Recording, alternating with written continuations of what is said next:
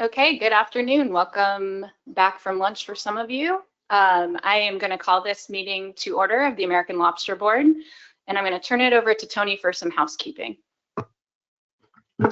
Thank you, Madam Chair. First of all, I just want to make sure that the board and room knows that we are being filmed this afternoon.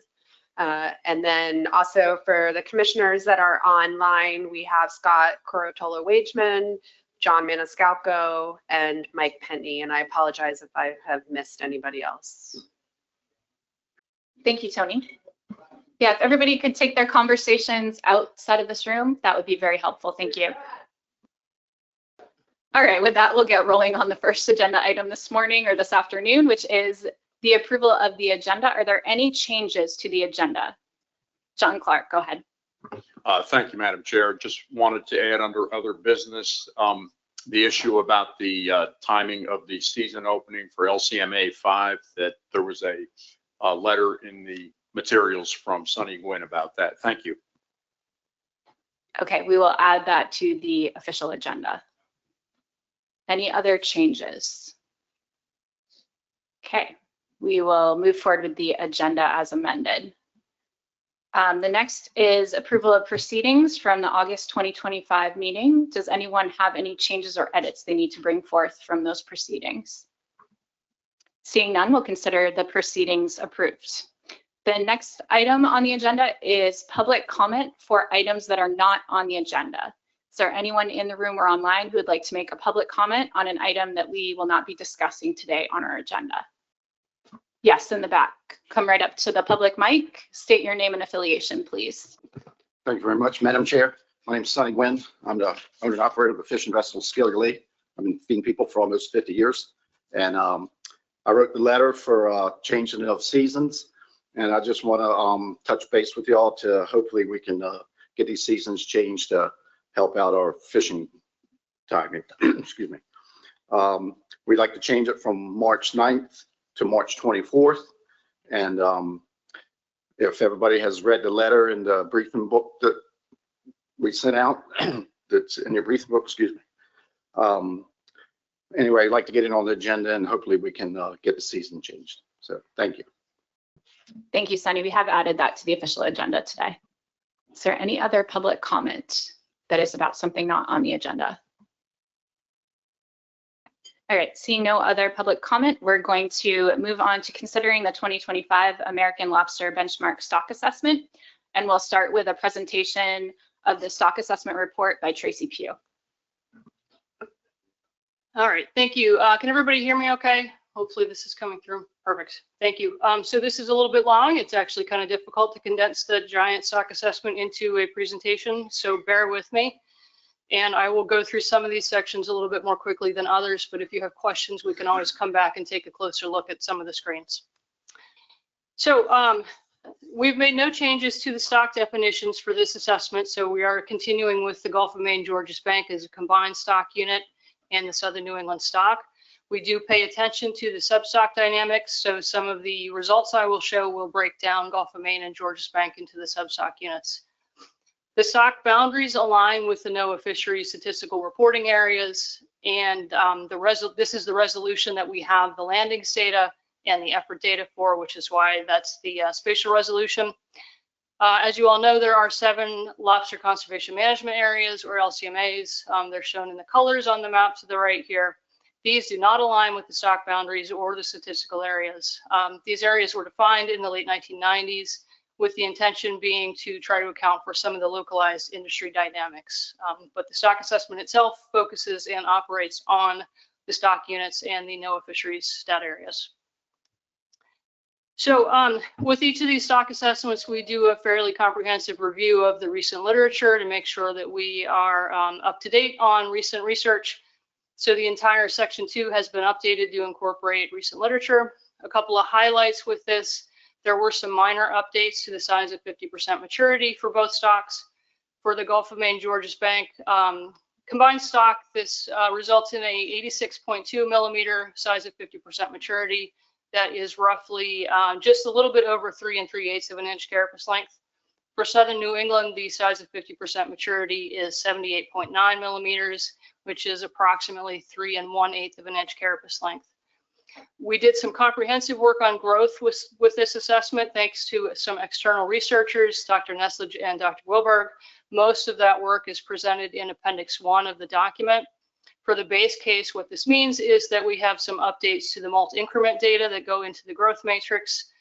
We did not have any new data for the molt probabilities, but we did find and correct a minor error in the Southern New England molt probabilities. We have also taken a look at that to make sure that that didn't have any impacts. The impacts for that correction were very minor and only happened at very large sizes. So one of the aspects of this new growth work was the development of a new growth model. We have not quite used that in the base case just yet, but what we did do is use that to test some sensitivities around growth. The results coming out of that indicate that the scale of the abundance estimates is sensitive to growth. However, the abundance trends over time are very robust to any assumptions we make about growth.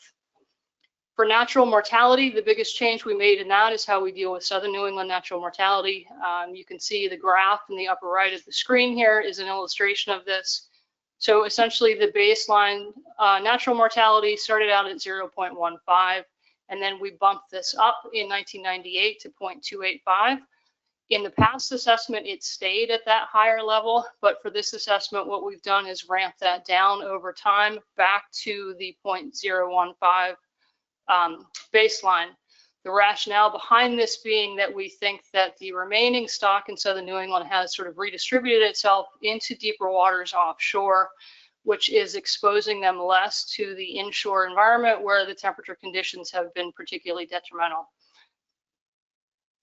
All right, so we also ran a number of sensitivities around our alternate natural mortality for both stocks.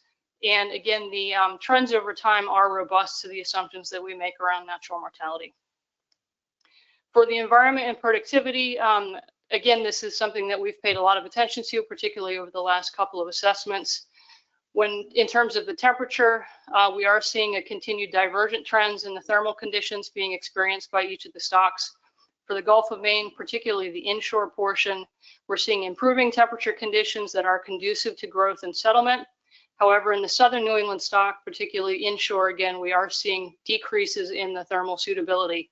So the plot in the upper right of the screen here is essentially showing that over the decades, the inshore Southern New England environment has staying hotter for longer, and it's getting much hotter. We have looked into linkages between Calanus finmarchicus, which is a copepod, and young of year lobsters, particularly in the Gulf of Maine. Calanus is a major food resource for larval lobster in the Gulf of Maine, and we are seeing correlations between lobster settlement and Calanus indices. So in particular, we're seeing declining densities of Calanus that have happened since the 2000s, which is what's shown in the graph in the lower right here.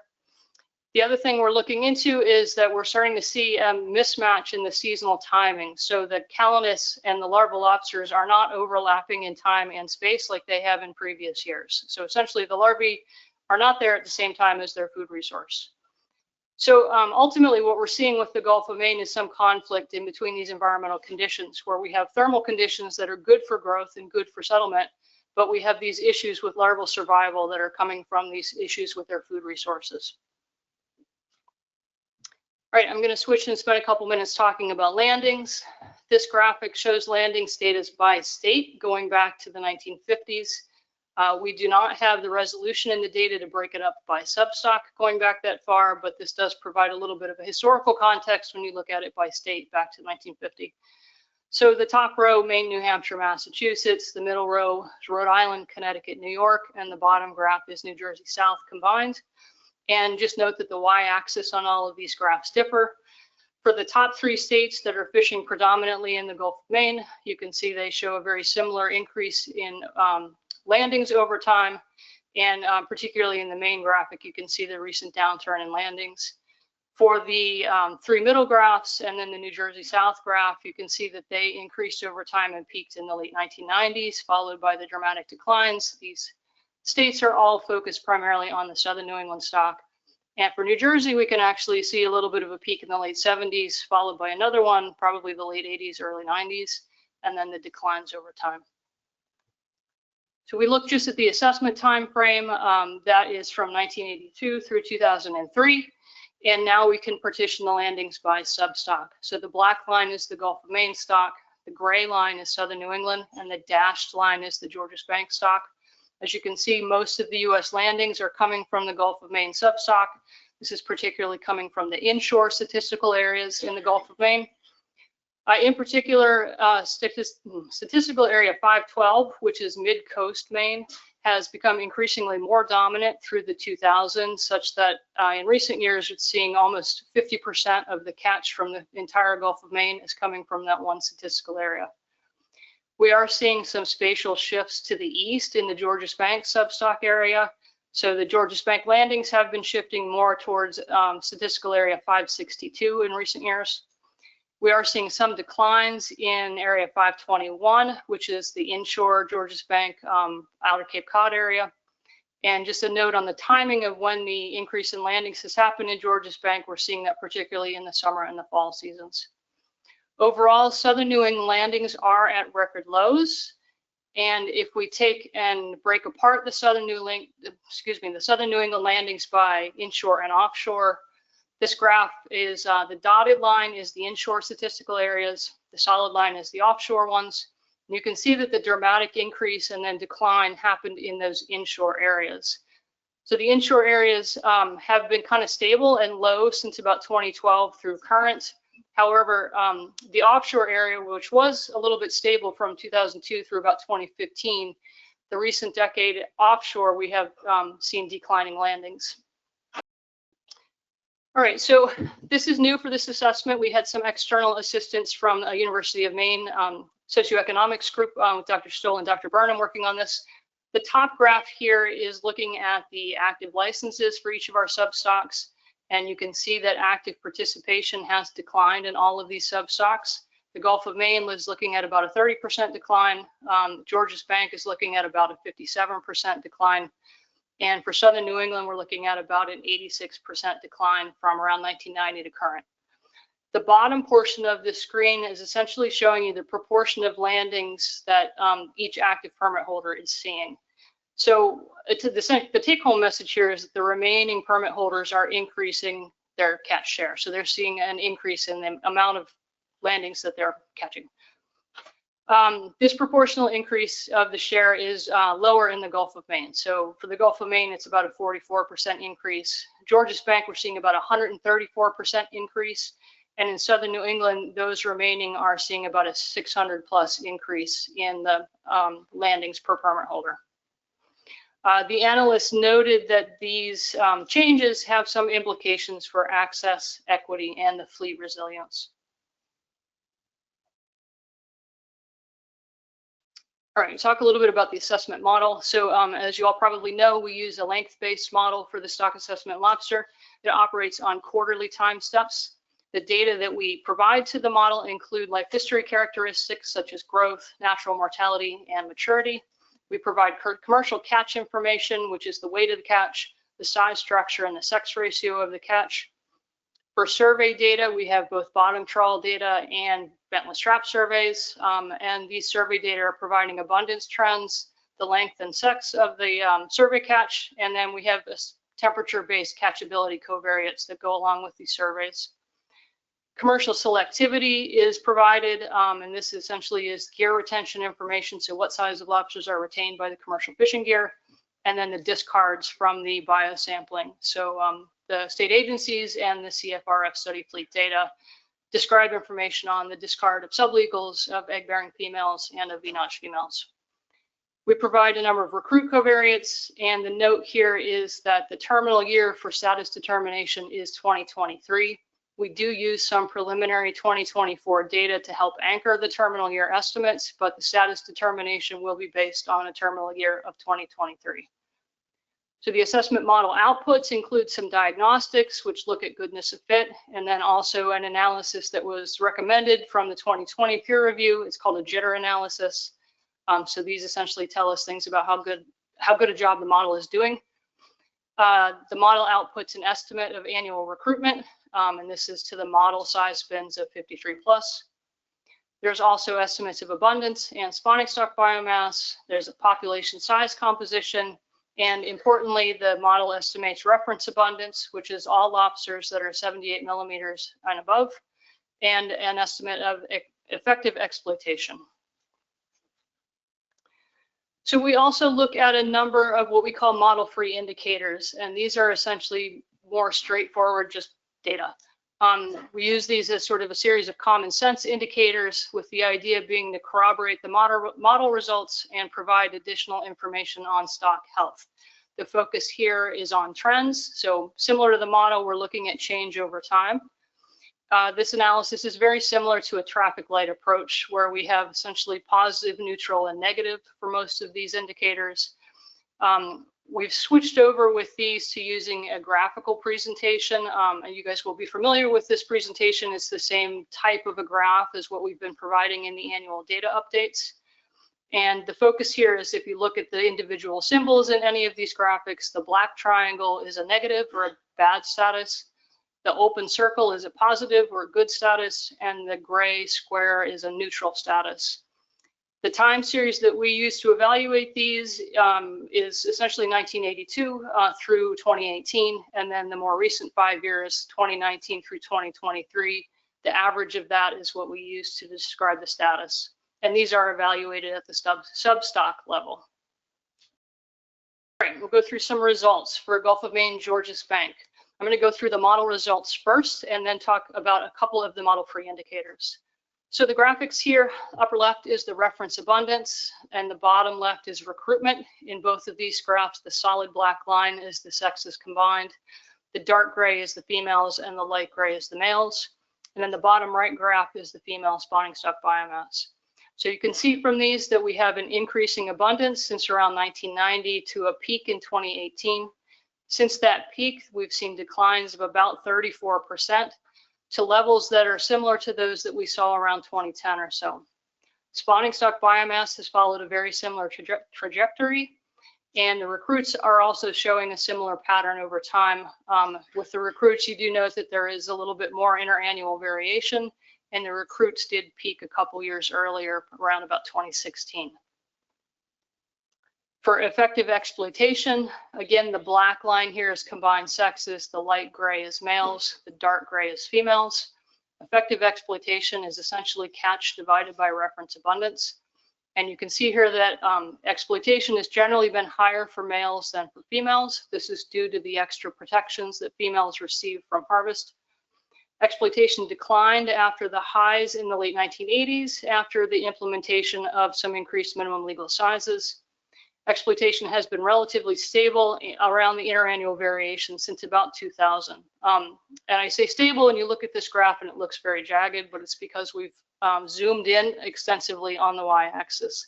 So if this were actually showing the full 0 to 1 axis, it would not be quite so jagged. All right, so we don't provide the model with a stock recruit relationship, but we can estimate one from model outputs. And then we use this estimate to infer trends about stock productivity.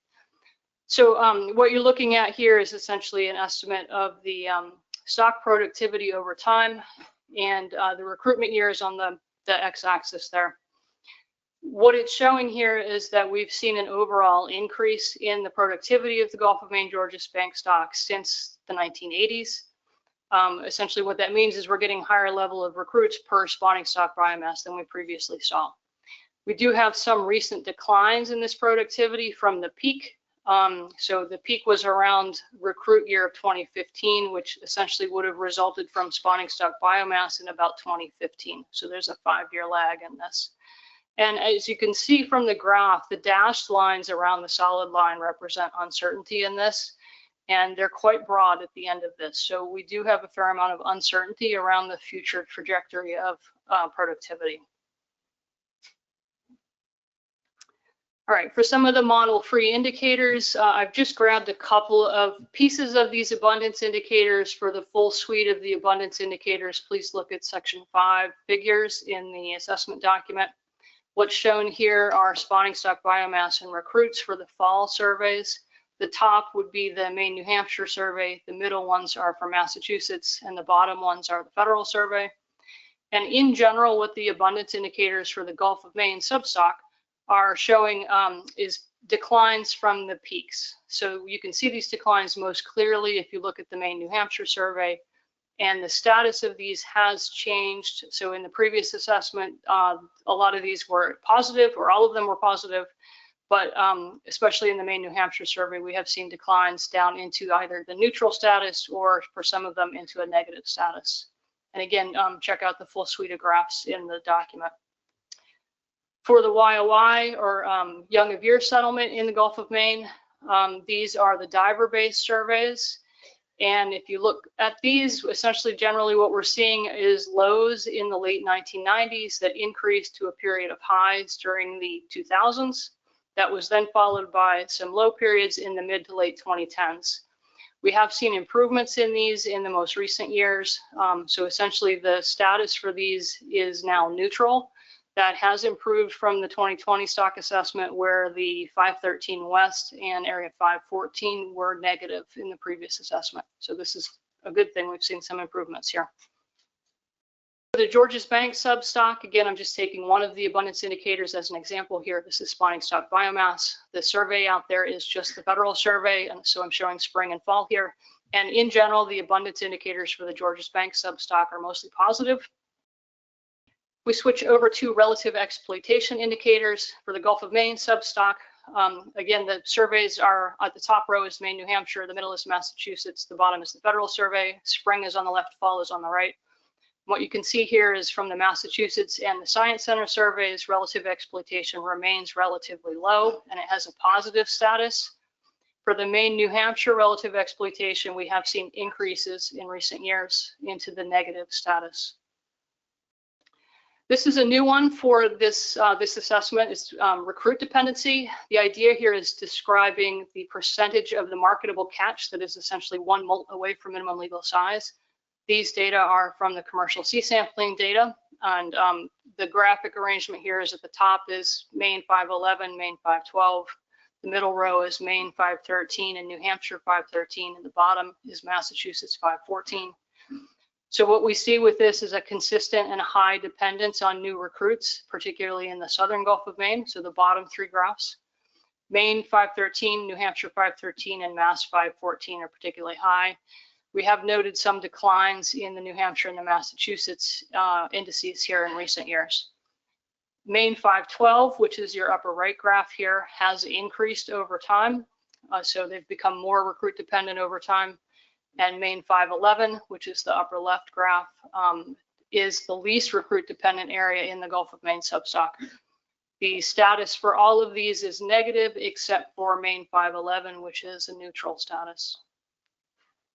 For Georges Bank, the relative exploitation indicator here, again, this is the federal survey. We've generally seen a decreasing trend in this over time in both seasons, so this is a positive thing. So the terminal status is positive for the Georges Bank substock. For the Georges Bank substock recruit dependency, the upper left here is area 521, which is the outer Cape Cod area. And then the upper right is 562. The bottom left is 526 and then 525. So these data, again, are from either the sea sampling data conducted by the state agencies, or for the offshore areas, this is the CFRF study fleet data. So overall, we see much lower recruit dependency in the Georges Bank substock than we do in the Gulf of Maine. This is indicative of the broader size structure in the Georges Bank substock. The status for these is neutral in those western statistical areas. So the two graphs on the left, 521 and 525, I'm sorry, 526. And it is neutral, it's positive for the two eastern statistical areas. So recruit dependency is lowest the further east you go. All right, one of the effort indicators that we pulled out here is for traps. This is max traps fished, or so the maximum number of traps that are reported in the water. These data are just from Maine and Massachusetts for the Gulf of Maine. And essentially you can see here that around the 2000s, we had high values that are negative, but the number of traps in the water has declined over time. Since that peak, the terminal 5-year status for this indicator is positive. So as traps have declined, it's actually a good thing.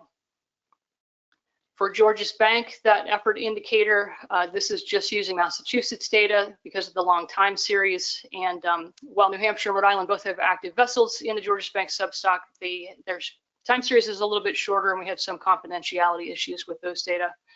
If you look at the time series here, we see a period of relative stability from around the mid-1990s until about 2010 or so.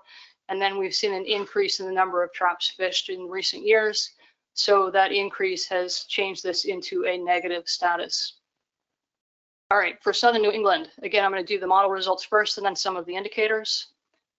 So the upper left is the reference abundance, the bottom left is recruitment, and the bottom right is female spawning stock biomass. Again, the black line in the left graphs is the combined sexes. You can see the increasing abundance from the early 1980s to a peak around 1998. And then we had dramatic declines for several years, followed by slower but more steady declines since the early 2000s. Currently, reference abundance is at a time series low. Spawning stock biomass followed a very similar pattern, and recruits also followed a similar pattern. Similar to the Gulf of Maine, though, we see more interannual variation in the recruit estimates, and the peak for recruit was a couple years earlier than the peak for reference abundance. For exploitation in Southern New England, we have essentially two periods here of relatively stable exploitation. So we had a higher period through the early 2000s, and then a lower period since around the mid 2000s or so. This transition coincides with increased minimum legal sizes. Essentially what happened here is that a higher proportion of the reference abundance is protected after that increase in minimum legal size. So the stability here is essentially due to the fishery tending to remove similar proportions of that reference abundance annually under the same period of management. So as long as the management conditions stay the same, the fleet is removing a similar proportion of the harvestable abundance. For productivity for Southern New England, we can see this increase to the peak productivity happened around 1996. So that would have been recruits produced by spawning stock biomass around the year 1992. So there's about a 4-year lag on this in Southern New England. Since that peak, we've seen declines to all-time lows in productivity. If you look at the very end of this graphic, we see that relatively steep decline in productivity over the recent 5 years. All right, for model-free indicators, on the left, we have spawning stock biomass. On the right, we have recruits. These are for the fall surveys. Again, I just had to take a snapshot of the abundance. So section 5 graphs will show you all of the rest of them. The surveys here on the top is Massachusetts, followed by Rhode Island, then Connecticut, then the federal survey on the bottom. Nearly all of the Southern New England abundance indicators were negative. Most of the inshore surveys have been at or below the 25th percentile for the past 10 or more years. All of the surveys, except for the Massachusetts fall spawning stock biomass, have a negative status. Massachusetts fall spawning stock biomass is neutral, but we wanted to note that 2 of the last 3 years, that SSB index was 0. For young of year settlement in Southern New England, the top 2 graphs are diver-based surveys, and the bottom 2 graphs are larval surveys. And you can see the top left is Massachusetts. Massachusetts has seen 0 young of year settlers since about 2015. Rhode Island has been very low in most years since 2016. We've seen very few larvae detected in the Eastern Long Island Sound survey since around 2012. And the Western Long Island Sound survey, which is the bottom right, they discontinued that survey in 2012. So we don't have a status for that one, but for the other 3, the terminal 5-year status is negative. For relative exploitation in Southern New England, these again are the trawl survey indicators. So the top is Massachusetts, followed by Rhode Island, then Connecticut, then the federal survey. On the left is spring and the right is fall. Again, this is landings divided by the survey reference abundance. And essentially what we've had to do here is proxy some of these survey values because they are seeing 0 lobsters in the reference size range. So when we have to proxy those values, it's hard to see here, but if you look in your document, you'll be able to see little asterisks as the annual point that tells you that that's a proxy year, and those tend to make that index spike up. We do have mixed results with these. The federal fall survey is a positive status. The Federal Spring and the Connecticut Spring and Fall have a negative status, and Rhode Island and Massachusetts are neutral here. For recruit dependency in Southern New England, again, this is the commercial catch-based data from C-sampling or from the CFRF study fleet. The top left is Massachusetts, top right is Rhode Island, and the bottom left is the CFRF data.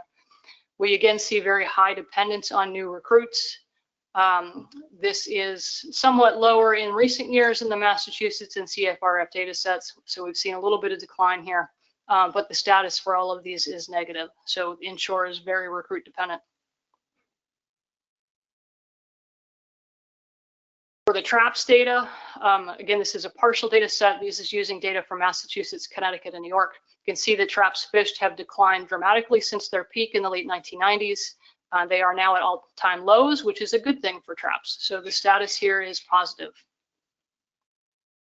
Right, stock status determination. So the stock status is based on the results of the model, and the status determination is based on the trend-based reference points that we defined using the regime shift analysis of model outputs. So in the 2020 assessment, we went through this process where we described abundance regimes. We've redone that analysis, and the regimes remain consistent with what was defined in the 2020 assessment. What that means is that there are no changes to the reference points as defined. So our focus here is on reference abundance. We make management recommendations primarily tied to the abundance status determination because we think that the abundance is a more informative than exploitation for understanding stock status. We do still provide the exploitation status reference point. This acts as an extra safeguard against sudden increases in exploitation that may not be explained by decreases in the abundance. So the stability of the exploitation estimate during periods of really significant changes in abundance, and for both stocks, really sort of challenges our ability to understand the population's response to fishing mortality. And it's because of this that we take the abundance as the primary status determination here. So those abundance reference points, we define 3 of these. 2 of which are only relevant to the Gulf of Maine Georges Bank stock.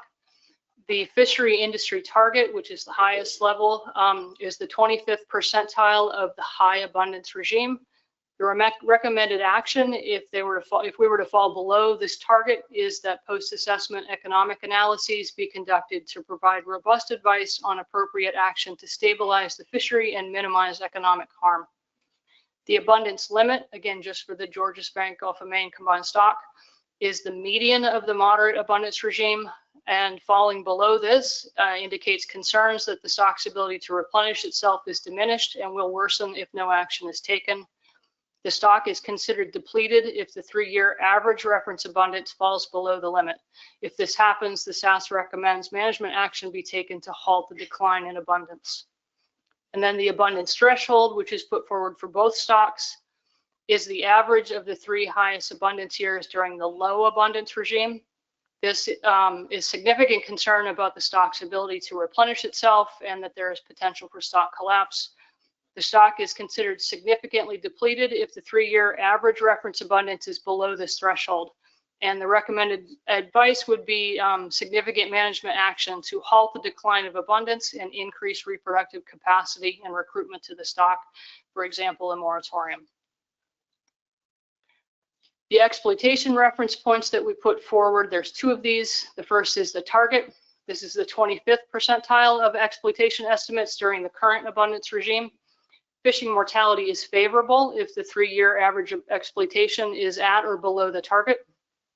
The threshold is the 75th percentile of exploitation estimates during the current abundance regime, and the stock is experiencing overfishing if the 3-year average exploitation is above the threshold. The recommendation here would be to initiate additional research to better understand the cause of the increased exploitation and determine if management action is necessary. All right, so stock status. For the Gulf of Maine Georges Bank stock, again, this is the model-based reference abundance. I've got the 3 lines on the chart here. The top line is the target, the middle line is the limit, and the bottom line is the threshold. And you can see here that the stock status for abundance is below the target, but above the limit. So the Gulf of Maine Georges Bank stock is not depleted.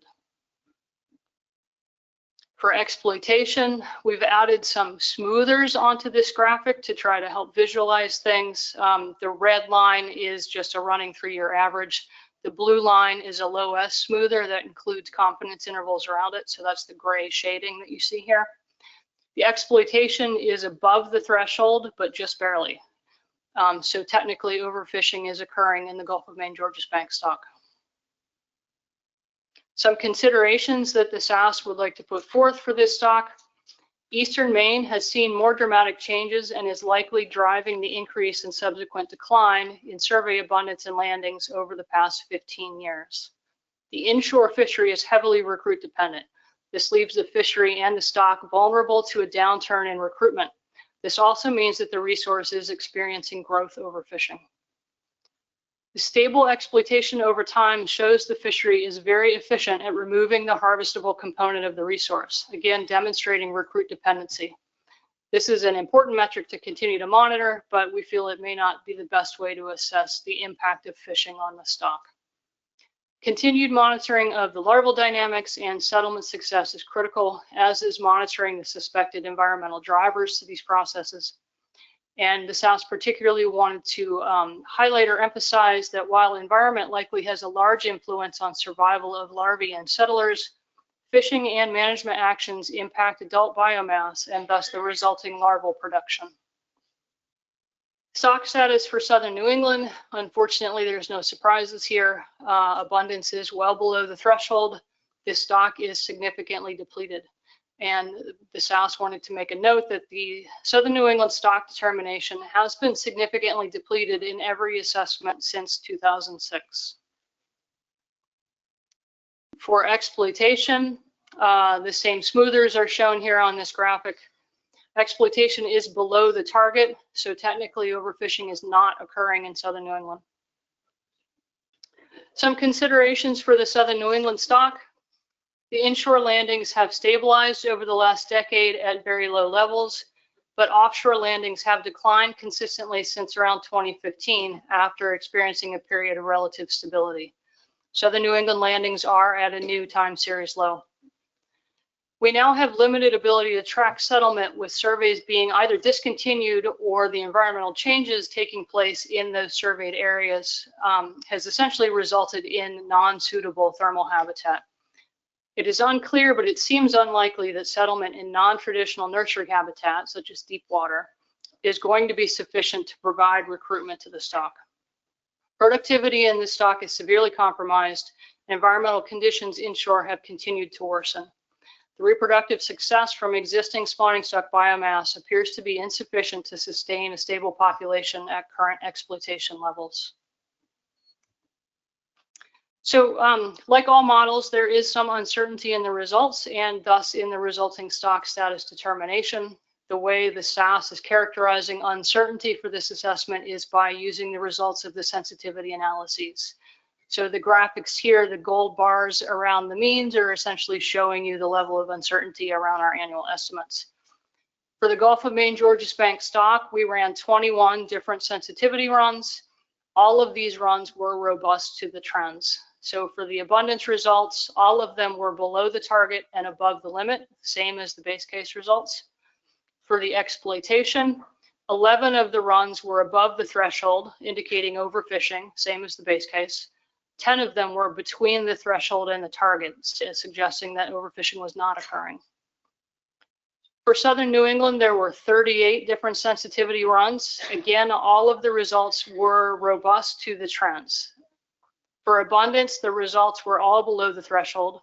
For exploitation, 12 of the runs produced an exploitation estimate below the target, suggesting no overfishing, same as the base case. 20 of the runs essentially resulted in exploitation between the target and the threshold, while 6 of the runs resulted in exploitation above the threshold, indicating overfishing. So recommendations from the SAS to the board based on these assessment results. For the Gulf of Maine Georges Bank substock, the SAS recommends the board immediately initiate a management strategy evaluation in order to clearly identify management goals and objectives for this fishery, to better understand that socioeconomic status and concerns, and to identify potential management tools that will have buy-in from the industry and prevent further declines towards biological thresholds. We recommend continuing the annual data update process that was established after the 2020 assessment. We recommend that the next benchmark assessment for this stock happen in 5 years. For Southern New England, the SAS recommends that the board initiate significant management action. This provides the best chance for stabilizing or improving abundance and reproductive capacity of this stock. We recommend continuing the annual data update process that was established after the 2020 assessment. And we recommend that we simplify the next stock assessment for the Southern New England stock by discontinuing the modeling efforts and focusing instead solely on the use of model-free indicators to watch for any indications of improvement to the resource. This should be completed in 5 years, coincident with the next Gulf of Maine Georges Bank stock. And just for clarity here, this recommendation to simplify in Southern New England should not be taken as a recommendation that we're going to ignore this stock. Instead, it's going to let us focus on the simple indicators, which have consistently told the same story as the model results. And it allows us to free up some technical time and expertise to focus on the challenges with the Gulf of Maine Georges Bank stock. So the final thing I have to present for you is a couple of projections. So we use a simulation model to run projections, and we run these about 10 years out. The simulation model works with the end results of the assessment model. One of the major assumptions here is that the fishing mortality is similar to the last 5 years from the assessment. One of the challenges for doing these projections is in what do we do about recruitment. So the way that we deal with recruitment for these projections is 3 different methods. So the first is no trend. It uses an average recruitment from the current abundance regime. Then there's a linear trend, which fits a linear trend to the recruitment in the current regime. And this last one is new for this assessment. It is a smooth trend, which essentially is modeling the entire recruitment time series, extending it forward in annual time steps. So there are 3 sets of projections that we ran: a base case, sensitivity based, and the historical. I'm only showing you the base case today, so for the rest of them, please check out the assessment document. The top graph is going to show the no trend on recruits. The middle one is the linear trend, and the bottom one is the results from the smooth trend in recruitment. So the abundance with no trend in recruits essentially suggests an increase and then leveling off near the levels seen in the late 2010s. And I'm sorry, I should clarify, this is the Gulf of Maine Georges Bank projected abundance. So with that top graph of no trend, the recruit estimate for this is relatively high, and the SAS considers this projection to be biased unrealistically high. The middle graph, the linear trend, suggests a decline in abundance. And the bottom graph, the smooth trend, also suggests a decline in abundance. This smooth trend is actually an improvement over previous methods. However, as you can see here, it shows a very high degree of uncertainty in this projection, which sort of highlights the challenges with trying to figure out what recruitment is going to do in the future. So assuming that past recruitment dynamics are appropriate to apply to the future is a problem, especially as we're seeing the changing ecosystem processes. So for Southern New England, projected abundance, again, the top graph is no trend in recruits. The middle graph is a linear trend, and the bottom is that smooth trend. Abundance with no trend in recruits is suggesting a slight increase and then stabilization of abundance. The linear recruits trend indicates further declines in abundance, and the smooth trend also indicates further declines in abundance. So essentially, if the trend in declining recruitment continues, abundance is going to continue to decline. We do note here that these estimates might be overestimating that decline, and that's based on some of the other projections that we ran. And that is everything I have. So do you want to take questions now, or do you want to move to the peer review? Thank you very much, Tracy. That was a lot of content, and thanks to the SAS for the great work that they did on the stock assessment. I think we're going to go ahead and move on to Dr. Tom Miller to present the peer review report. So please hold your questions for both Tracy and Tom until the end. Good afternoon, everybody. My name is Tom Miller. I have the pleasure of presenting the results of the peer review of the assessment that Tracy has just given you the results of. The peer review occurred in Woods Hole in September. The review committee found the SAS to be highly knowledgeable, highly engaged, and highly responsive. You are very lucky to have a team of assessment scientists as dedicated and as detail-oriented as this team are. Next slide, please. The assessment review was conducted by 4 of us. I was joined by Adam Cook, who is a lobster expert at DFO and brought years of experience in lobster fisheries. Dr. Yuyin Zhang is at Florida International University, but she gained her PhD working at the University of Maine, where she was centrally important to developing the assessment model that lies at the heart of the assessment. And Dr. Chris Cahill is an emerging expert in state space modeling, which is the coming wave of stock assessment. And so this review panel was really well equipped to get into the details of this assessment and to give you, I think, an unvarnished review of how reliable this assessment is. We found the assessment to be highly comprehensive. We found the assessment to be highly detailed, both in the information that provided, but also responsive in terms of previous guidance that other reviews had given. This SAS took those on board and worked with them. They were highly responsive to comments that the review panel offered to them in a pre-review meeting concerning some of their results. And they were highly responsive in changing some of their findings that you have seen presented today. The indicator analysis was updated based upon peer review comments, and the speed with which the SAS did this was really remarkable, and they should be commended for this.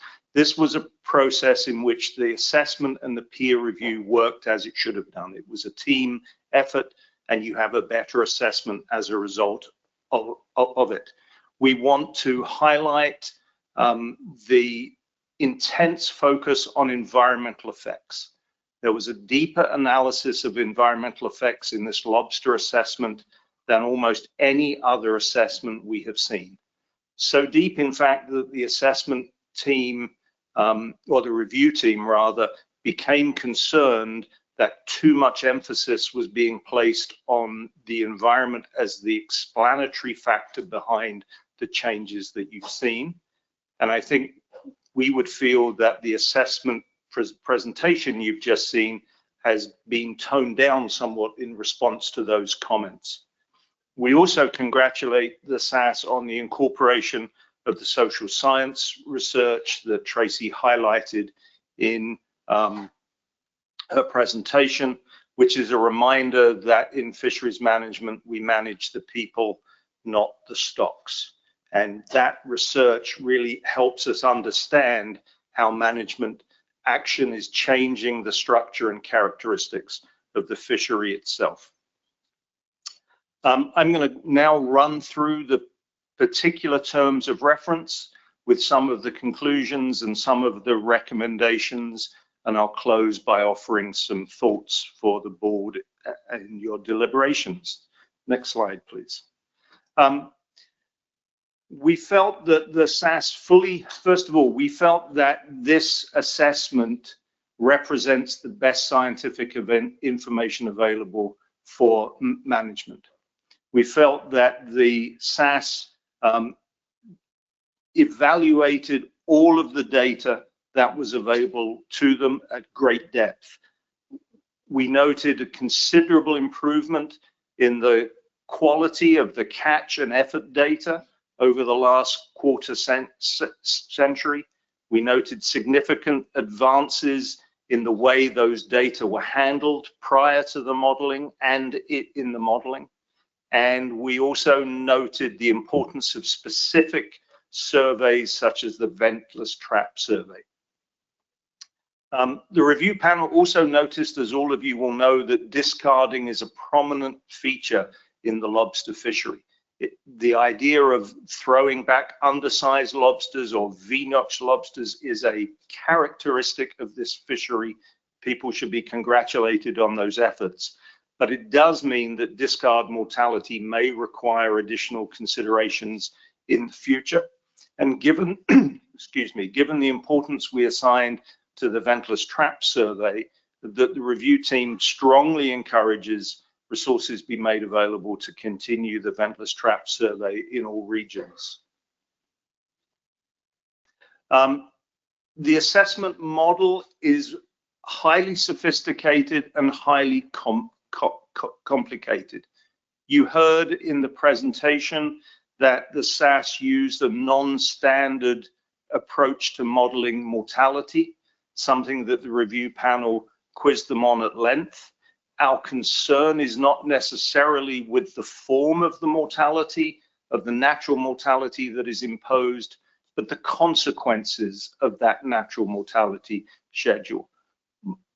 Assessment models estimate the total mortality imposed on the stock and calculate the effects of fishing by subtracting what it assumes to be the natural mortality rate. So if you have a different rate of natural mortality, how you partition the total mortality that the model estimates changes.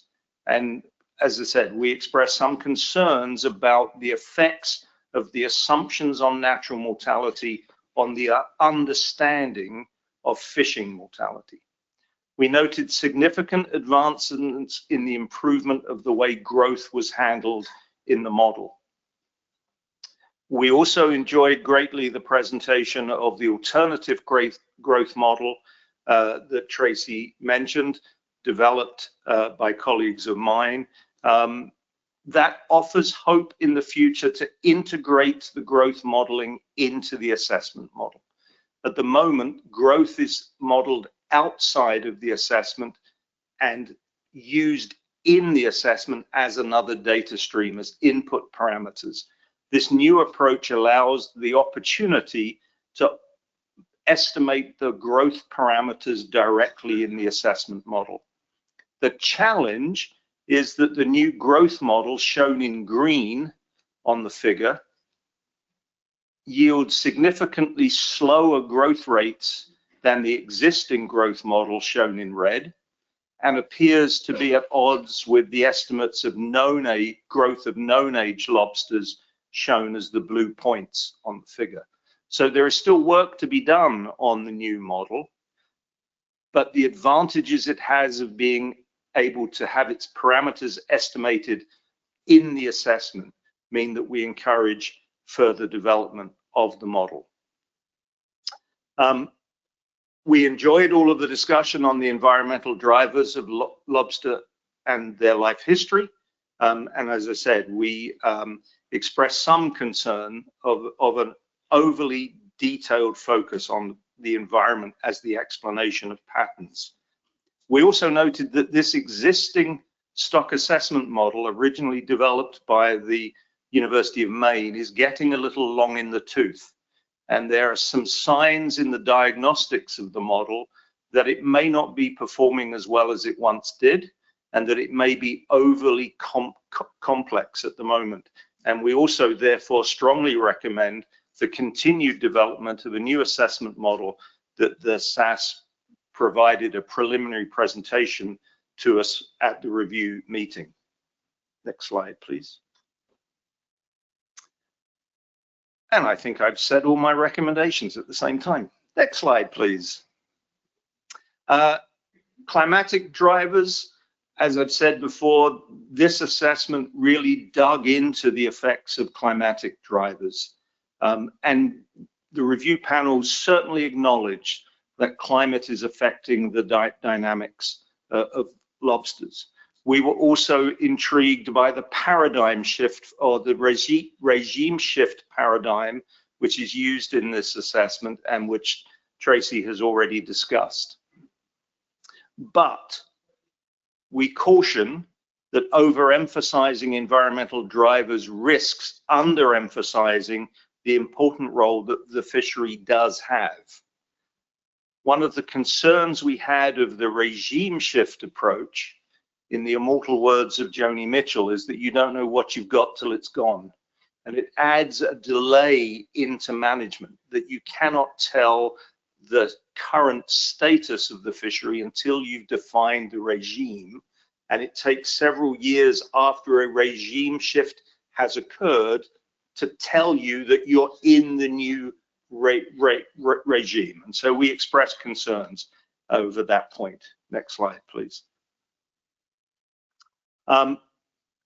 We have found that the SAS fully met the terms of reference in estimating abundance and exploitation, but we strongly recommend that biological reference points should be developed in the future, and that's a point I will return to later in advice to the board. The SAS undertook, as you heard from Tracy, what is known as a jitter analysis. This is an analysis that asks how robust are the model results. The SAS went into great depth at the request of the review panel to try and explain the highly uncertain results that came out of the jitter analysis.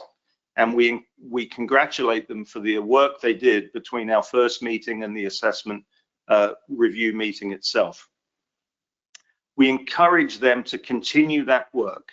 We encourage them to integrate the jitter analysis into the development of the future assessment.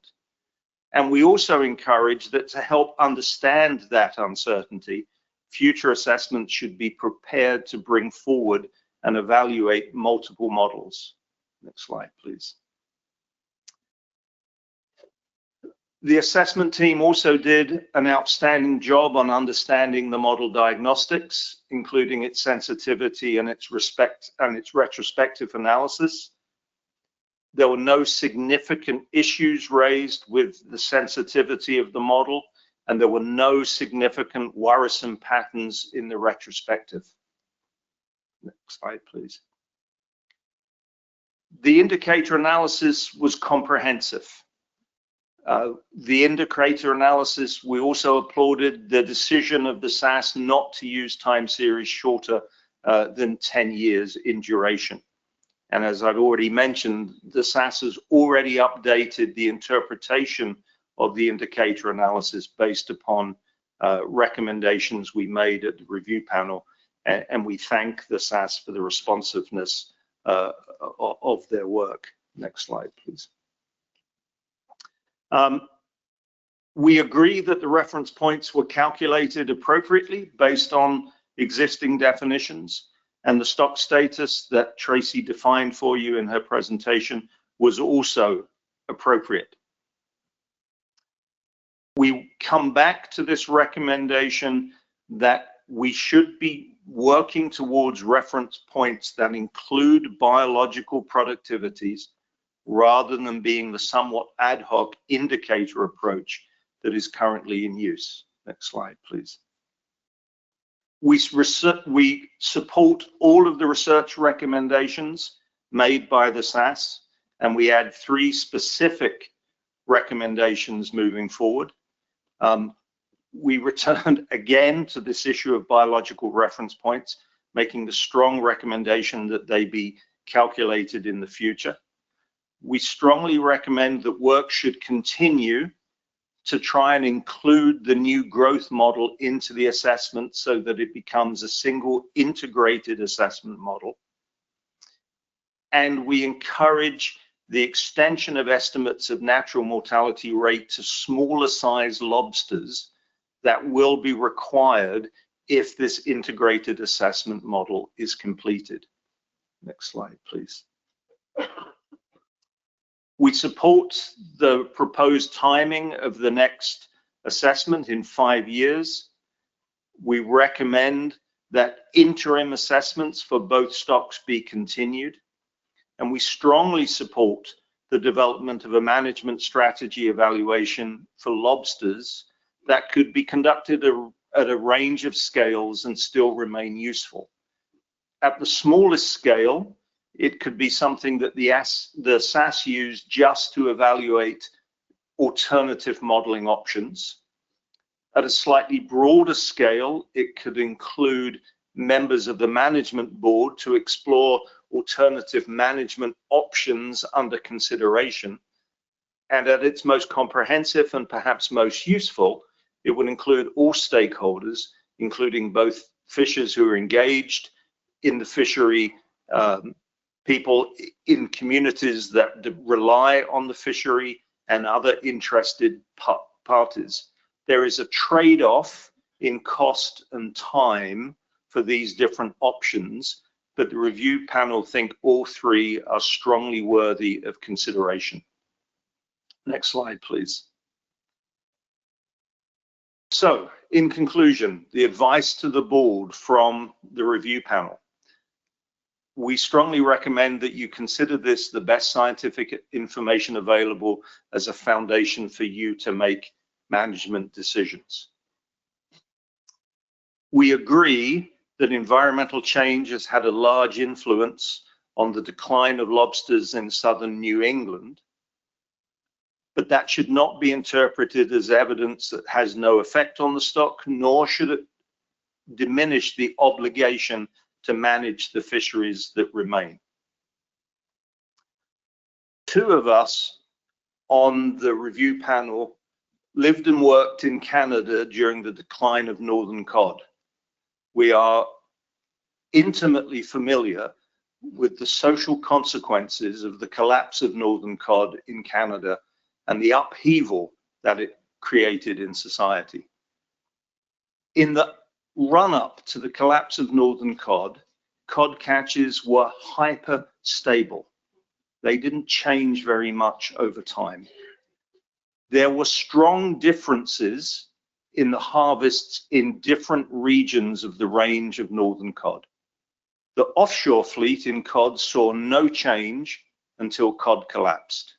The inshore fleet saw worrisome signs that were ignored.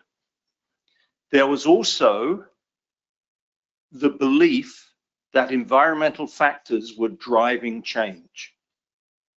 You have heard all three explanations as present in lobster. We are not saying for a minute that lobster are on the edge of collapse, but we believe strongly that it is a responsible thing to do would be to estimate biological productivity of this stock and set that as reference points. Failure to do so would be like driving the car by looking in the rearview mirror and concluding it's safe to proceed because you haven't hit anything yet. That's not the best practice for management. So with those perhaps somber words to end, we do want to congratulate the SAS on its work. They really produced an excellent foundation on which you can make your management decisions, and I'll be happy to answer any questions when the time is right. Thank you, Dr. Miller. The time is right. So if anyone has any questions for Tracy or Tom, I'll open the floor up to board members for questions. Joe Grist. Thanks. And first off, just excellent work from both groups. It's always good to see Dr. Miller up there too, but excellent work on both sides and good presentation. I know it was a lot to have to cover. Just a brief question, let's probably go back to Tracy. In your presentation, you noted that for the Southern New England stock, the recommendation is not to utilize the model approach. So if we were to go that direction, was it due to projections or the ability to produce projections? Yeah, so the recommendation for the next stock assessment is to not use the model. In terms of this assessment and status, the status determination and the recommendations we made were based on the model. In terms of the projections, yeah, that would complicate the projections because we use the model results essentially to base some projections on. I think that looking at what we're seeing in terms of the patterns and trends in Southern New England, they've been very consistent. The model free indicators that we use from the trawl surveys, both the inshore and the offshore trawl surveys are all showing pretty consistent stories. So I think that what the SAS is feeling is that the formal modeling effort and then that's the formal follow-up with the projections is kind of overkill.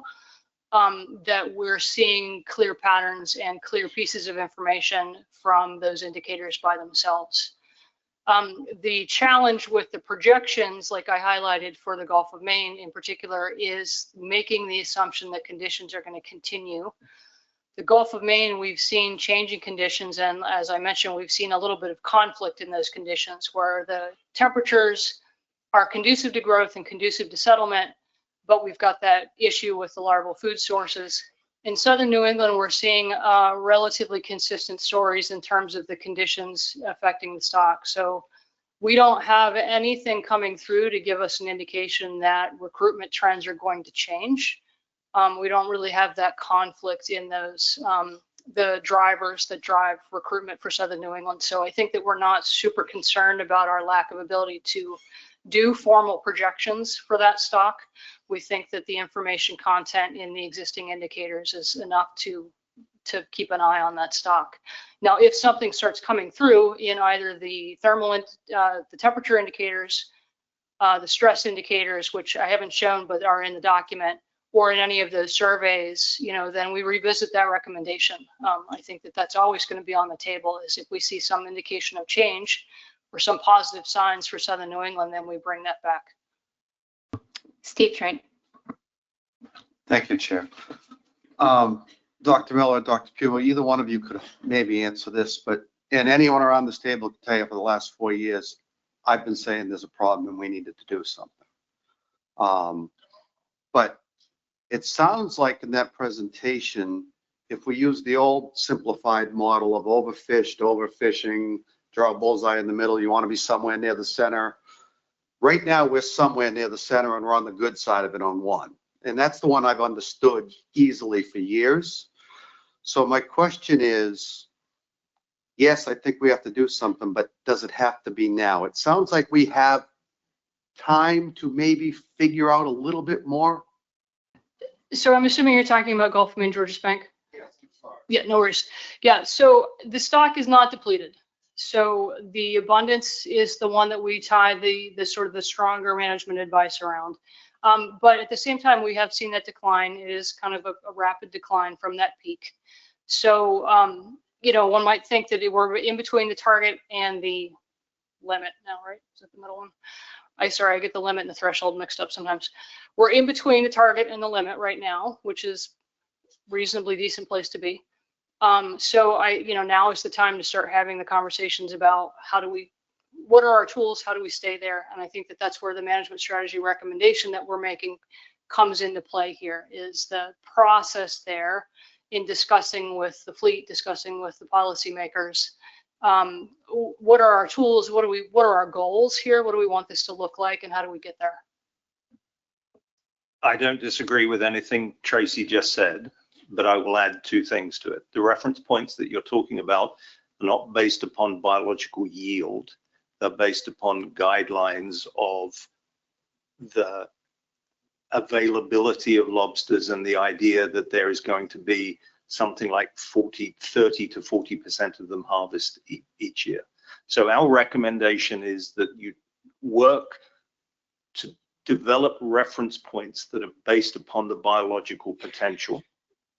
And the only caution I would give you about how much time is left is to review the decline of lobster in southern New England. And that was one thing that took the review panel by surprise. For an organism that lives purportedly 30 years or so, that fishery declined precipitously within a 5-year period. And some people would argue even faster than that. So our concern is not that we see signs in the lobster that say it's going to decline, but that our concern is, should it decline, the management board won't get very much warning about that decline. And so I don't think the time for drastic curtailing of the fishery is now, but the time to act to give you the management tools is now. Jason McNamee. Thank you, Madam Chair. Great presentation, Dr. Pugh. It was a ton, again, a ton of work that you put together as efficiently as you could. Thank you very much. And thank you as well, Dr. Miller. Great report out of the peer review panel. And so I think this is directed, well, it could be to either of you, I think. And so I was kind of thinking about the change point, regime shift discussions that were, that were going along with this assessment, and the recommendation from the peer review panel to, so they had this model that they were kind of working on in parallel in the background, which is really cool. And what I didn't pick up on was whether or not that model has some of these state space attributes in them. And I think, in my mind, the concern about these change points and being able to, like, you only know, the rear view mirror piece of it, and you don't know where you are currently. I think that, state space, when you kind of add in these random effects, you can solve that problem a little bit. And it also, I think, helps with some of the other aspects of the model. And so is the new model a state space model, or is that like a progression beyond what is being worked on? I know it's moving into RTMB, which is good, but the actual type of model is what I'm wondering about. So yeah, I can take a shot at that. Jeff Kipp, I'm the staff scientist from the commission on working on lobster assessment. So yeah, the new model is an RTMB, which has features on state-space models like Jay's asking about. The model that was presented at the assessment workshop was pretty much an exact replicate of the current ADMB model without those features implemented currently. The idea is to use those features down the road, maybe even into the next assessment, but those have not been developed or were part of that model. We are essentially trying to build a bridge between the current assessment model and the new model in RTMB. And then once we could demonstrate that bridge, we would branch off into building in random effects and those types of things into that model. Carl Wilson. Dr. Pugh, Dr. Miller, this is an outstanding assessment in peer review. Having participated in several of these myself, this is an excellent document. I thought the review and the exchange with the SAS was fantastic. I went down to the peer review, and the collegial exchanges that I witnessed were invigorating to see the conversations going. And it's a real testament to the people that we have working on the stock assessment and just the spirit that they're undertaking their work. So really, congratulations. And as fun as it is to read 1,000 pages, it was excellent work. And there's a little bit of something in there for everybody. Now, having said that, I would like to spend a little time on the recommendation around biological reference points and tie that into the acknowledgement of how much environmental factors are driving some of the productivity. And I think we get ourselves in a bit of a twist there, in that biological reference points, the assumptions are that you know what the productivity of the resource is going to be based on a series of life history parameters that have been estimated under the conditions that those studies conducted. If we're in periods where environmental conditions are phasing alternately, how does our estimates of biological reference points ever keep up with if we don't know the rest of the Joni Mitchell song? I think that's how do you reconcile those two? Because ultimately, biological reference points allow us to project under different conditions what we might think might happen. The projection aspects of the assessment right now. I think there was one section, forget which page it was on, but where you went back and looked at the 2020 assessment with the projections, and Gulf of Maine, Georges Bank were all projected to be positive. That's a net swing of 75% or so. We would have, I think, a lot of work to do with biological reference points. Now, having said that, if we were to hit the limit for abundance, based on the reference points, is that a bad thing? And the reference point doesn't necessarily say it's a bad thing biologically, because it's a point where the fishery has already observed that for a number of years. And so I think we got to figure out how to move those three together. And I think it starts with how you do kind of time variable biological reference points. And so just interested in how each of you might want to respond to that. So first of all, I will reiterate what you said about the positive way in which this assessment and review occurred. It was a pleasure to be a part of, and I think it was an exceedingly collegial exercise. And I certainly enjoyed being a part of this, and I hope the SAS also found the reviews to be helpful for them. I think our concern or our suggestion is not that we know as the review team how to do estimates of biological productivity when that productivity is changing over time.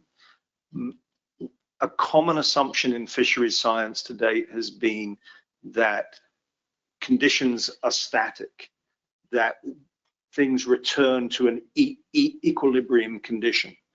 And there's certainly evidence in lobsters that the environment is changing, the structure of the fishery is changing, and perhaps an equilibrium assumption is one that is not valid. I will say that to not have biological reference points in arguably the most valuable fishery in the nation, and certainly if not in the nation on the East Coast, seems to us to be misguided. That recommendation is not something that the SAS received in the previous two assessments. In the previous two assessments, the review panel agreed with the supposition that you had at the end of your comment that, well, if it goes below what we've seen before, isn't that enough of a guideline? And our sense would be, perhaps it is, but until you calculate those reference points, you really wouldn't know whether the exploitation rate you're setting that has been sustainable has any relationship to what the potential yield of the stock could be. And it really is the value of the fishery, not just in dollar value, but the socioeconomic value of the fishery to the region that makes us suggest that not having biological reference points is a significant gap in management and something that should be closed. Carl, did you have a follow-up? Yeah, just a quick follow-up on that. I think one thing that in support of that idea is if you were to get to the limit reference point in abundance and you had some indication that your biological productivity had changed, that starts to answer the question of you're at your limit, is that a bad thing or not? And I think there is that third exploitation, abundance, and reference point that does start to support the stool, I guess. Just as a follow-up, and hoping it doesn't just become a dialogue between the two of us, the other concern that makes biological reference point really important is the distribution of catch among the statistical areas. And if this concern is that it is hyperstable in the middle and we begin to ignore what's going on around the edges of the range, we're at even more risk than we would have been otherwise. Doug Grout.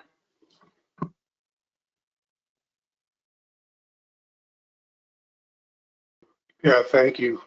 And I will concur on the excellent work that has been done by both the SAS, the technical committee, and the peer review. It was well explained, very complex, and I came away understanding 99% about what you said.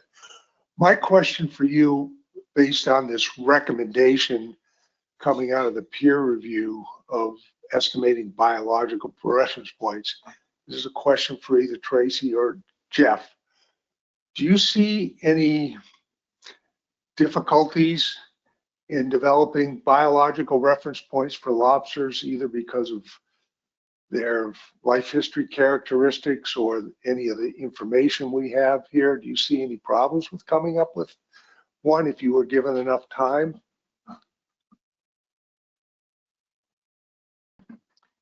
Yeah, so this is before me, so I'm trying to remember history before me, but essentially the previous assessments and I think the F&P was based on biological reference points, so like the F10% or the F.1. So those have been estimated for lobster in the past. The challenge in terms of interpreting those has been they've never entirely sort of passed the straight face test. So I think if I'm remembering correctly, the estimates for F10%, I think, suggested that southern New England could never be overfished. And the estimates for the Gulf of Maine indicated that overfishing was occurring. And yet we've seen these increases in the Gulf of Maine consistently over time. And those older reference points were saying you're overfishing, and yet stock kept going up and up. So there's sort of a disconnect between what was coming out of that and what the stock was actually doing. I think that some of this is coming down to some of the uncertainties we have about growth and natural mortality. I mentioned a number of times in the presentation that these uncertainties around growth and natural mortality have impacts to the scale of our results, but they don't impact the trends over time. And so I think that that's those uncertainties impacting the scale of our abundance references are where these challenges are coming in.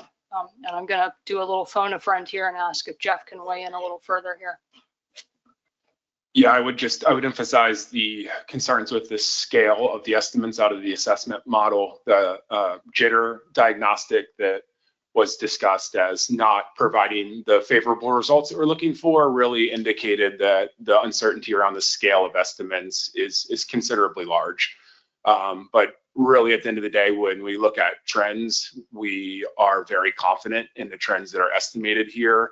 And that's kind of pushed us in this direction of trend-based reference points. So I think the scale of estimates is a major uncertainty that we really need to work out to have more confidence in biological reference points, because those do depend on accurate scales of estimates of your population estimates. And then the other thing that's challenging that I think Dr. Wilson was mentioning was, how do you formulate those biological reference points when productivity is changing through time? And one of the challenges here is we're dealing with recruitment in terms of 5 years after these animals have been produced. And so there's sort of this really uncertain window from when they settle and when they actually recruit to the model that we're tracking them in. And so what year or period of productivity you use to represent the biological reference point for when you should be currently managing creates some challenges with that lag. So that lag makes it difficult to directly relate a certain period of productivity to when you should be managing at that point. So yeah, I think there are a number of things that I think we would need to work out and would likely take a considerable amount of time before we felt really confident about any biological reference points. The scale of estimates we do hope to address with the new assessment model we were just talking about, and that platform may allow us to address that issue better than the current platform, and that's going to be part of the next benchmark assessment. Any other questions by the board? Okay, Seeing no other questions, we have to consider accepting this stock assessment and peer review report for management use. Anybody have the desire to make a motion to do so? Doug Grout. Excuse me. I'll make that motion. I move to accept the 2025 American Lobster Benchmark Stock Assessment and Peer Review Report for management use. Thank you. That's seconded by Eric Reed. Any discussion on the motion? Okay, seeing no discussion, we're going to try it the easy way. Is there any opposition to the motion on the board? Seeing no opposition, this motion passes by unanimous consent. Is there any further discussion on considering management response to the stock assessment and peer review?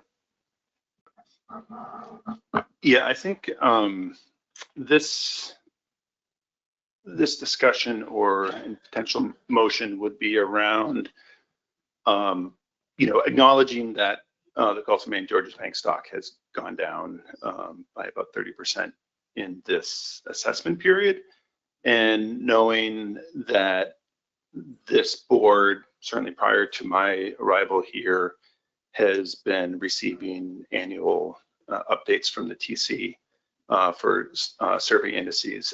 I do think that with the repeal of Addendum 27, we did lose kind of an indicator on those annual updates. And so happy to have a conversation about that. I do have a draft motion around that I think might inform, kind of our annual conversations around lobster. Carl, why don't you go ahead and get that up, and that can kick off a discussion for us. Okay. I believe they have the motion here. I move to task the TC to include a recruitment index for the Gulf of Maine Georges Bank, similar to what was used in Addendum 27, a combined recruitment survey index, as part of future data updates to the board at the annual meetings. Is there a second to the motion? David Borden. Carl, rationale? Yeah, again, Gulf of Maine Georges Bank is a resource that's changing, and I think it's prudent for this board to keep as many eyes and ears on what's going on between assessments as possible. Anything else to add, David? Okay. Is there any discussion on the motion on the board? Jeff Kalin. Yeah, thank you, Madam Chair. I've been sitting here thinking about this. I think, and by the way, Dr. Pugh and Tom, Dr. Miller, terrific work.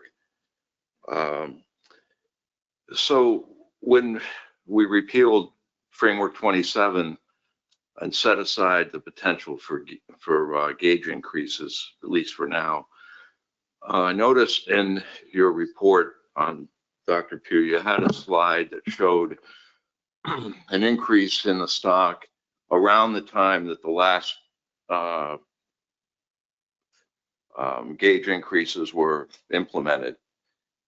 Is there a way, when you come back to the board following this motion, that you could try to project what the benefits of the stock today would be if those gauge increases were put into place, similarly to your ability to go back in time and recognize that the gauge increases had a significant effect on the stock at that time?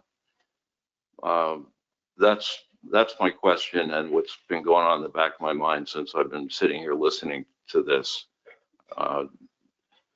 In retrospect, it looks like we might have made a mistake, but is there a way to make some projections about what the benefits could have been in terms of turning this around somehow? Yeah, so I think what you're referring to is the changes in the effective exploitation graph, where like for the Gulf of Maine, it was high in the 80s. And then after they changed the gauge size, I think it was in 89, it came down. And then for Southern New England, we had the period of stable high and then the transition down to a period of stable lows. That's what you're referring to, correct? Okay. I don't know that we could do projections for effective exploitation. I might have to punt that over to Jeff. We could relate so usually an instantaneous fishing mortality rate for projections, but we can relate that back to an exploitation level. So we could map that to an exploitation level. Yeah, I think that would be instructive if it could be done with the magic of your models and the fairy dust that Mike was talking about earlier. Yeah, it would be nice to have something to grab onto that might help show us the way to turn this around, or have the board find a way to do that. And so thank you for the consideration. So I think I'm trying to think how we would go through this, and if there's information that we put together with the construction of Addendum 27 in the first place that will help with this. I don't know that we can do this. I'm pretty sure we can't do this quickly. Is that? Yeah, so is the request for us to essentially re-estimate exploitation levels as if a gauge change had gone into place in a specific year? Exactly. Understanding it would be an estimate and not something we necessarily have to live with. But yeah, other than that, I don't see how we have any information in front of us to move ahead, other than looking at the potential benefits from the addendum that we set aside. I think there's a little bit of a difference, Jeff, between your request and the motion we currently have on the board. So I just want to make sure that that clears up that confusion. Carl's motion is separate from what you're requesting. It is. I was just trying to illustrate a question that I had in my mind about, what the effects of setting aside the potential gauge increase was. If it doesn't fit here, with a crude, I don't know, maybe it doesn't, but anyway, you know what's on my mind. And I was in a lobster fishery myself for a long time, and I'm alarmed, frankly, with the report today that we've seen. And I'm wondering if we made a mistake, or how to calculate the magnitude of the mistake we may have made by setting that addendum apart. If it's separate from this motion, I apologize, and I'll just leave the question on the table. Jeff, what we can do is dispense with this motion. If you desire to bring that up as a tasking, then we can go to you after. That sounds good, Madam Okay, Chair. great, thank you. Any other discussion on this specific motion on the board? Seeing no more discussion, is there any opposition to the motion on the board? Go ahead and take a minute to caucus.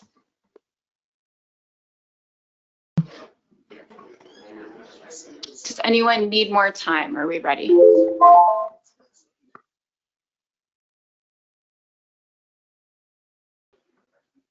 Okay, let me ask the question again. Is there any opposition to the motion on the board? Seeing no opposition, the motion carries by unanimous consent. Anything else to come before the board on this? Jeff, did you want to add a tasking? I do. I'm not sure how to put it, but I'd like to task the TC to try to project the benefits to at least the Gulf of Maine, Georges Bank lobster fishery, if the gauge increases from Addendum 27 were put into place when they were first proposed. Okay, just give us a second to catch up with the motion. Thank you.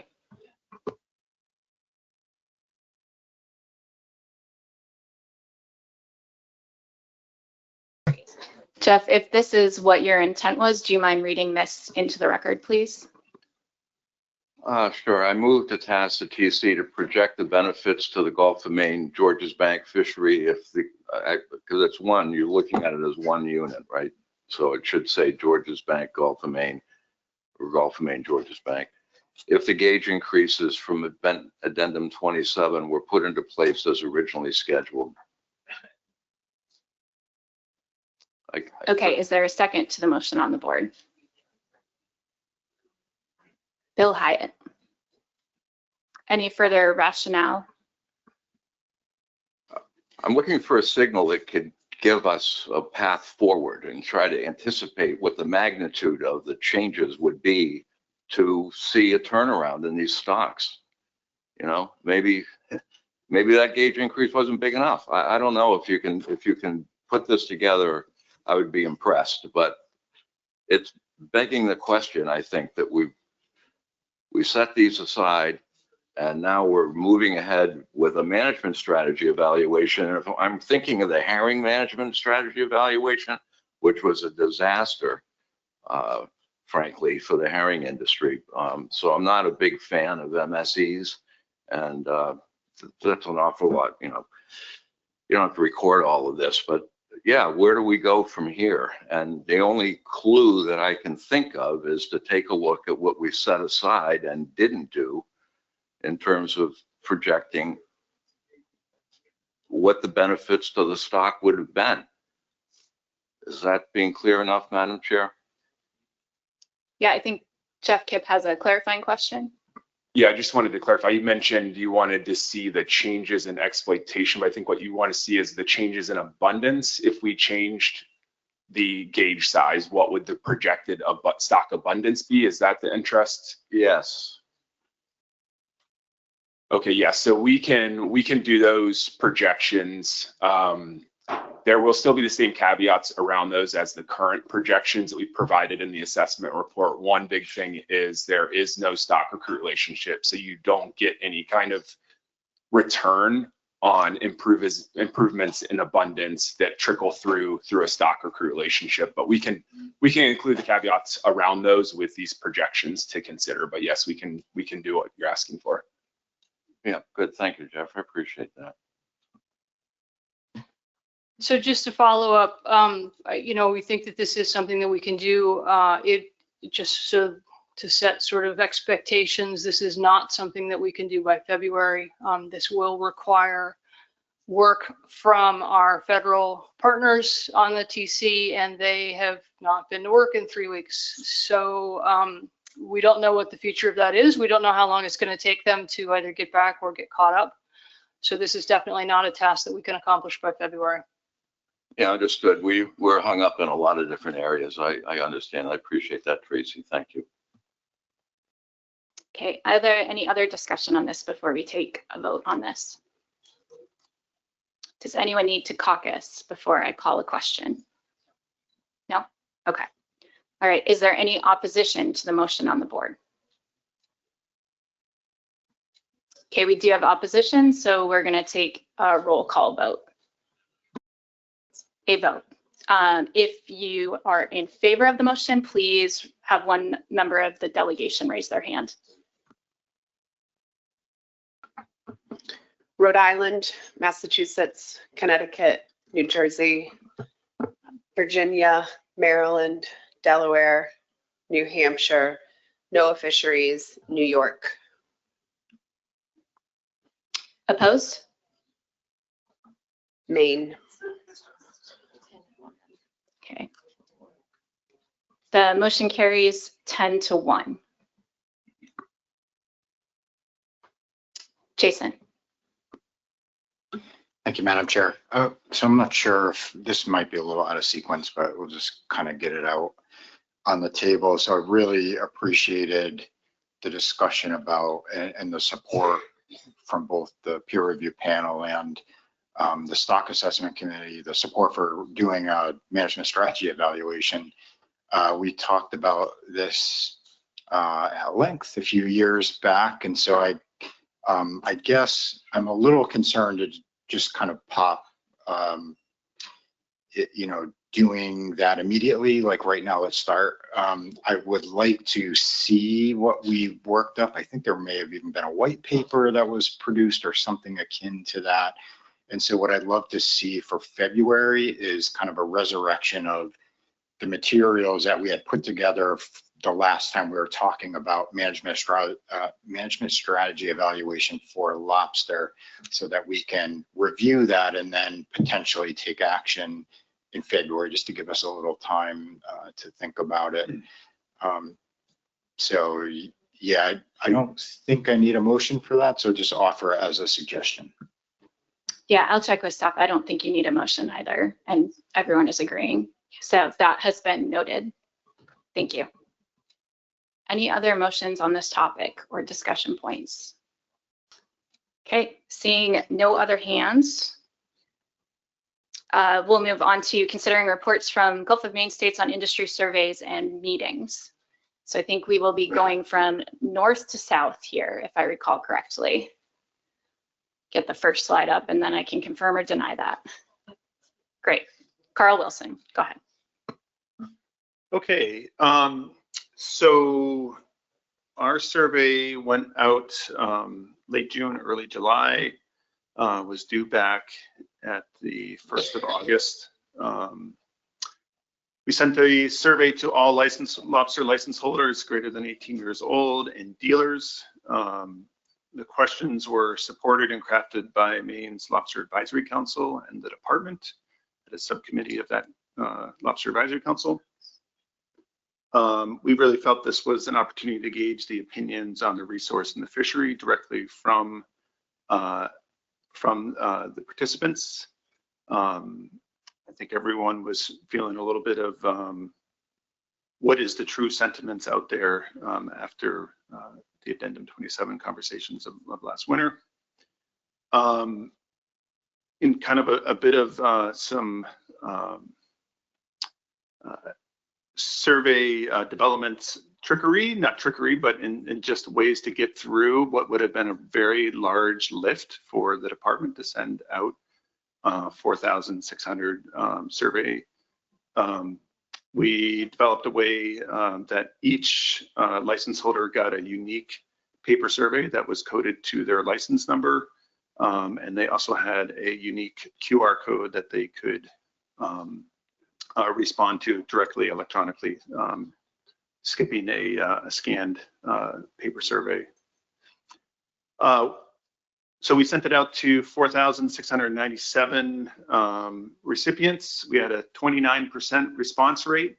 The last time we sent out a similar survey was back in 2008, and we had a 35% response. We'll say that we sent it to over 2,000 fewer license holders this time around. And those are fewer licensed because of the limited entry systems that we have in place. Overall, respondents seem to have a good representation by zone, so geographic location, license type, age, and activity if they were active or inactive in the fishery. Next slide, please.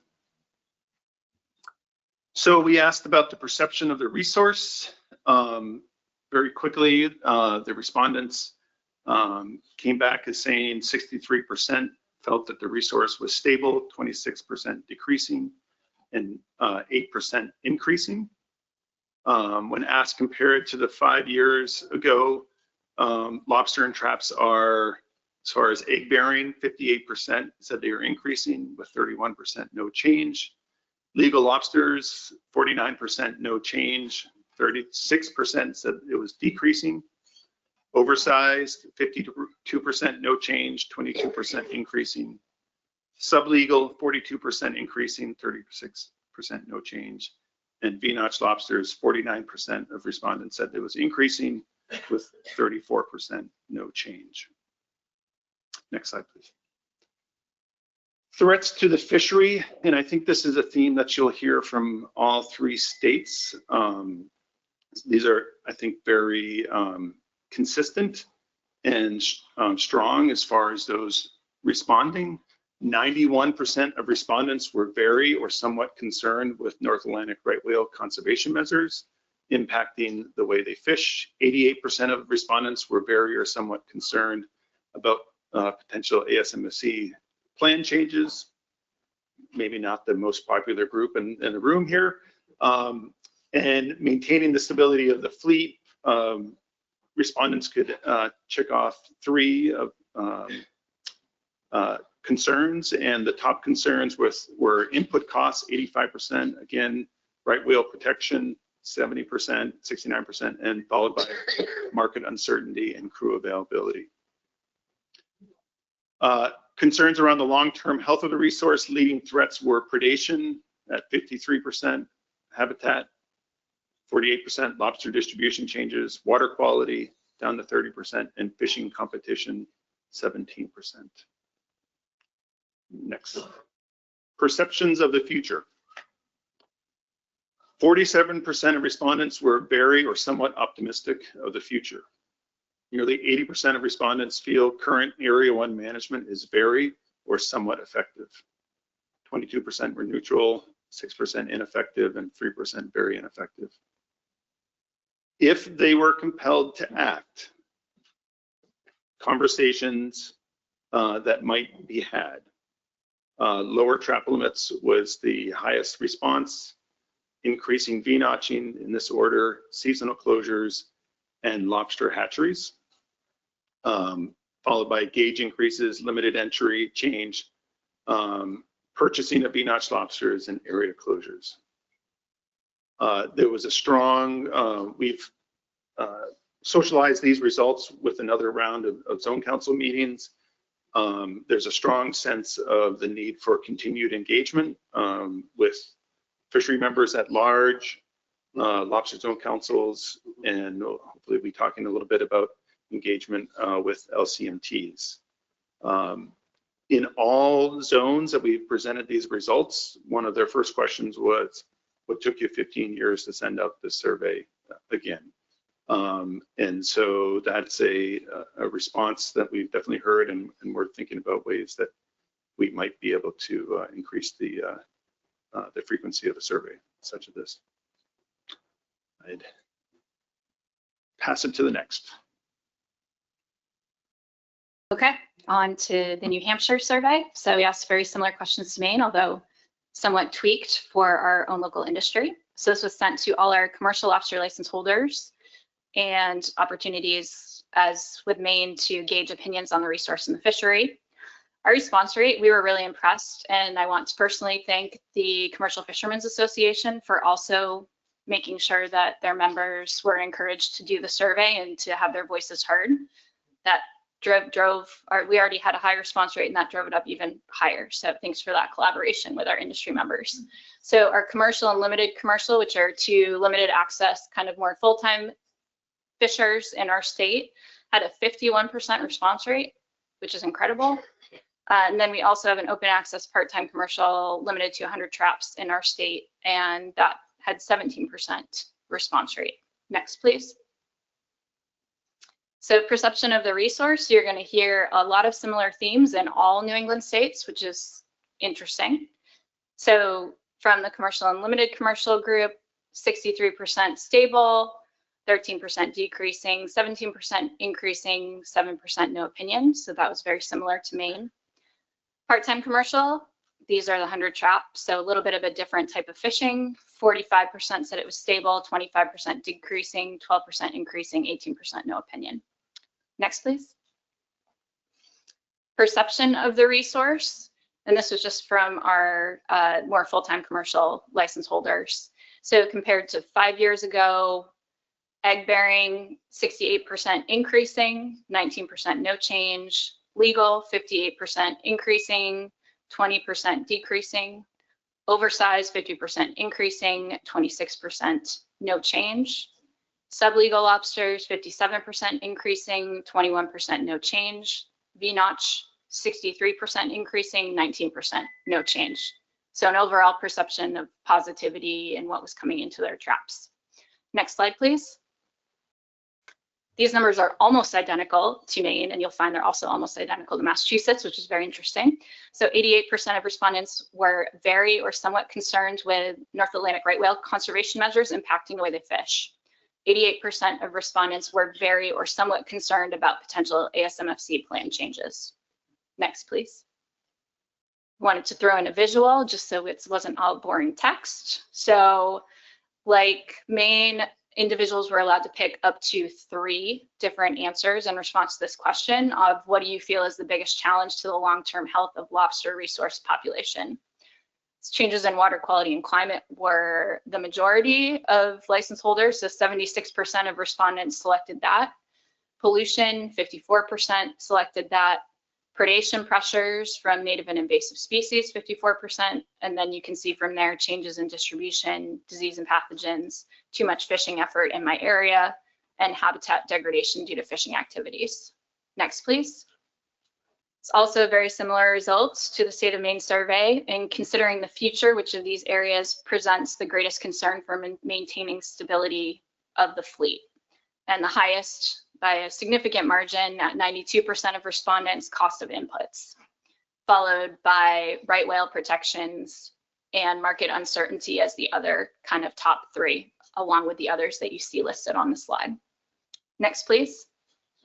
How did people feel moving on from here? 54% of respondents were very or somewhat optimistic of the future, and 75% of respondents feel current Area 1 management is very or somewhat effective. Next, please. If compelled to act,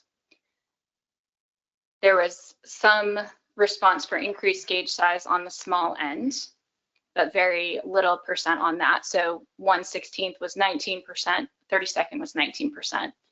And then other 62% wanted no change on this or did not answer this portion. Lower trap limits, no change in trap limits was the majority, 58%. Limited entry or licensing changes at 27%, and then some support for a 10 or 20% reduction at 8 and 7%. Seasonal closures, 52% were in support of a January 15th through March 31st closure, 32% January 15th to April 30th. Other management options, so these were other things that were listed, 53% checked off other, and that was, they could provide their own response at that point. So none, more law enforcement, no 100 trap license, which is our open access license. Reduction in maximum size, 25%. Area closures, 10%. Quotas, 2%. Trip limits, 10%. So some other management measures that were brought forth. Next, please. Okay, and that was it from us. And our survey just closed. So we will be following up and presenting all of the details back to our lobster industry after this meeting. Dan. I believe we have Anna Webb standing by. Okay, let's make sure that we've got. Can you hear me? Yes, we've got you loud and clear, Anna, go ahead. Awesome. Good afternoon, everyone. Sorry if I cough a little bit during this call, but I do have a drink here to hopefully get me through it. Similar to Maine and New Hampshire, our questions were very similar. However, in Massachusetts, we did have to modify it to accommodate all 4 LMAs that land here or fish out of here. So we did have very similar responses for LMA 1 and similar overall response rate to Maine with 28%. We offered an online and a paper version of the survey. In terms of demographics, 78% were actively fishing in 2025. 60% did not have an active federal permit, 40% did. 60% fished more than 400 traps on average, and about 50% were between 50 and 70 years old. Our dashboard did go live today, so if you want to check it out and delve into some of our survey results in more depth, you can find it at that link and in that path. Next slide. So in terms of the perception of the resource, again, LMA 1 was very similar to Maine and New Hampshire. LMA 2 and OCC were also, or Outer Cape Cod were also similar. We had about 60% stable, 15% decreasing, 14% increasing. LMA 3 had a slightly different perception of the resource with 84% feeling that it was stable, with 11% decreasing and only 5% increasing. Continuing the perception of the resource, again, with 4 LMAs, I couldn't fit everything on one slide. So compared to 5 years ago, how did the lobsters in your traps change for these 5 categories? So in egg bearing, LMA 1 thought there were more, 53% thought there were more. LMA 2, 41% said no change. Outer Cape Cod, 65% found more. And LMA 3, 68% said no change.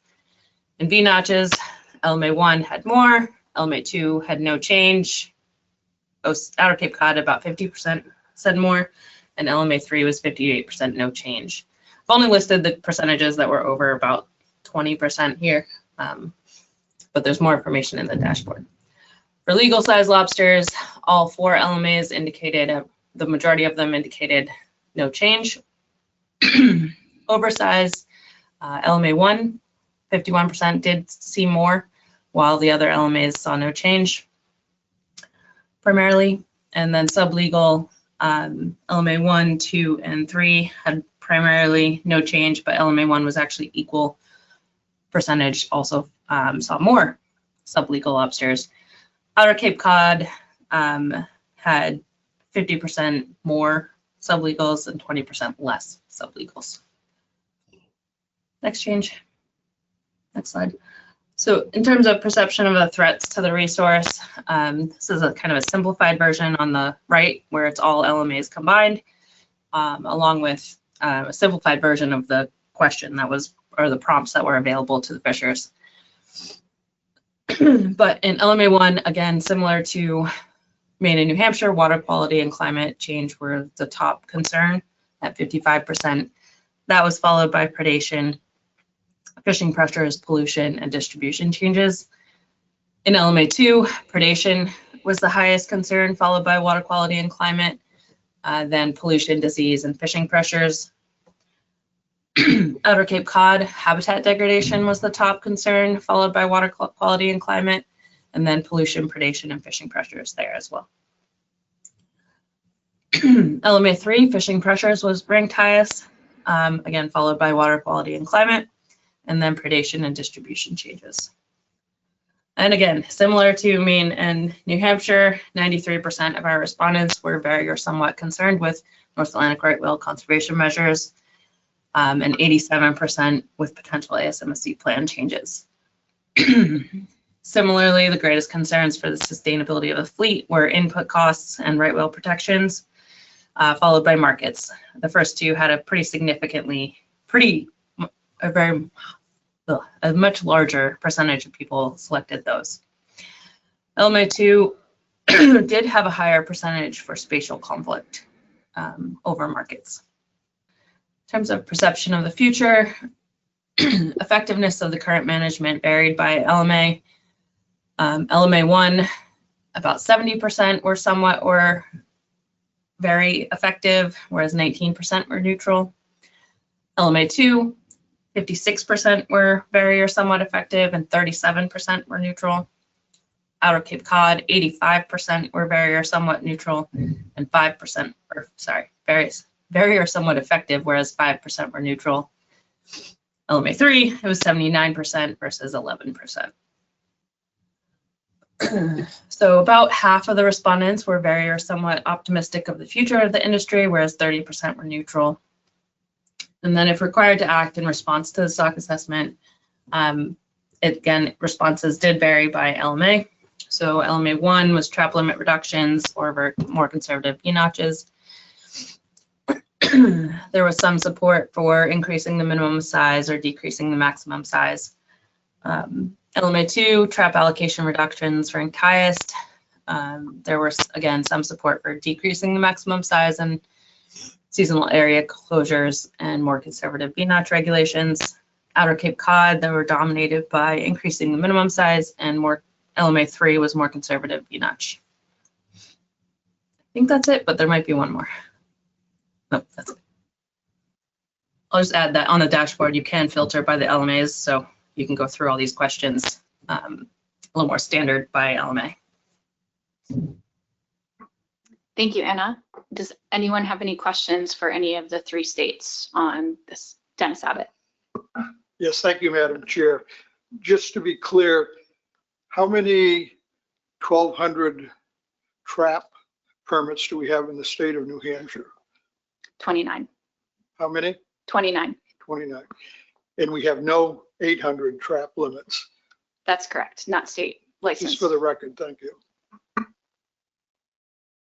John Clark. Thank you, Madam Chair. That was very interesting, those results. I noticed that predation came up as a big concern for a couple of states. Just wonder, is there a specific predation concern that is on the increase, or was this just overall? Dan, go ahead. Black sea bass in southern New England, and maybe in southern Massachusetts, Cape Cod Bay waters as well. David Borden. To John's point, it's not only black sea bass, it's scup. I get constituents that call me all the time and basically say, how can you expect the lobster resource in closed area in area 2 to respond favorably if the biomass of scup and sea bass are this high? I mean, it's logical. The food preference for scup and sea bass, primary food source is crustaceans. And so, you know, we've got a bit of a conflict. Now, I can address that later. And I'd be happy to address that later. Thank you.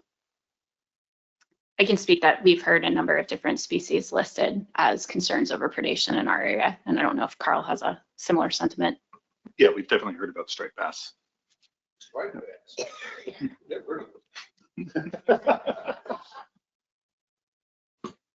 Any other questions? David? Just a general question for the state agencies. Did any of the state agencies look at the biological sampling information and compare it to the responses? So if a state agency basically got a response that the industry wanted to do more V-notching, I'm just making this up as an example, and then they look at the V-notching rates, and the V-notching rates are declining. What does that say to us? I mean, my understanding is some of the North New England states, V-notching rates have declined, and that has been from biological sampling. I don't know, maybe Carl, if that's erroneous, Carl, please correct my erroneous impression. I think we've gone, at least in our noodling around with the responses, I don't think we've gone that deep into the analysis. We've kind of taken a cursory look and really linked in our landings and licensing information to the responses. But I think that's a nice logical step. We did, looking at landings in the past 5 years, there might have been areas that have shown the most volatile declines.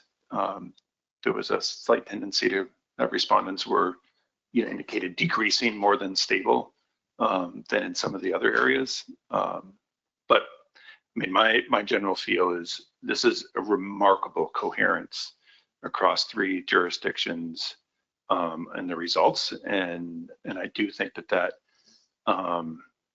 fits into the perceptions of industry participating, but some of the drivers within the reality of the industry is complementary and or different than what this board has traditionally discussed, and I think that's worthy of discussion too. Dan? Yeah, just briefly, my guess is that the V-notch rule, which was enacted 23 years ago for LMA1, which with 100% requirement, all egg-bearing females shall be notched. I'm guessing that the response from LMA1 participants is to get people to do more of that, which is already required by regulation. So I don't think there's any room for us to regulate that more. Or they might be pointing fingers at an adjacent LMA where they want the other LMA to be required to notch. But I'm guessing there's probably a decay in the rate of V-notching by the active participants in Area 1. Any other last quick questions before we move on? Okay, seeing none, I'm going to go to Caitlin for this next item. Thank you, Madam Chair. I'll be very, very quick. So as most of you know, the New England and Mid-Atlantic Fishery Management Councils and NOAA's Greater Atlantic Regional Office have been developing the Omnibus Alternative Gear Marking Framework, which considers revisions to the current regulations for gear marking to allow for the use of alternatives in the Greater Atlantic region. And this would potentially allow for more fishing access in areas that are close to persistent buoy lines under the Atlantic Large Whale Take Reduction Plan. And at their recent meetings in September and October, respectively, the New England and Mid-Atlantic Councils voted to delay action on this framework until additional information on ropeless gear and visualization technology is available to better inform stakeholders and input to the council's decision making. And to gather this information, NOAA Fisheries has indicated they plan to issue an RFI, or a request for information, in 2026 to solicit information from the public on various questions pertaining to the alternative gear marking and the approval of certain systems for use.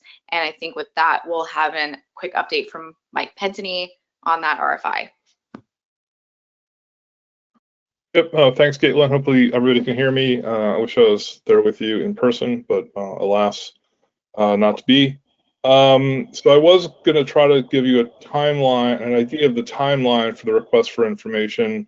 However, given the government shutdown extending for who knows how long, any kind of timeline is a little bit hard to predict.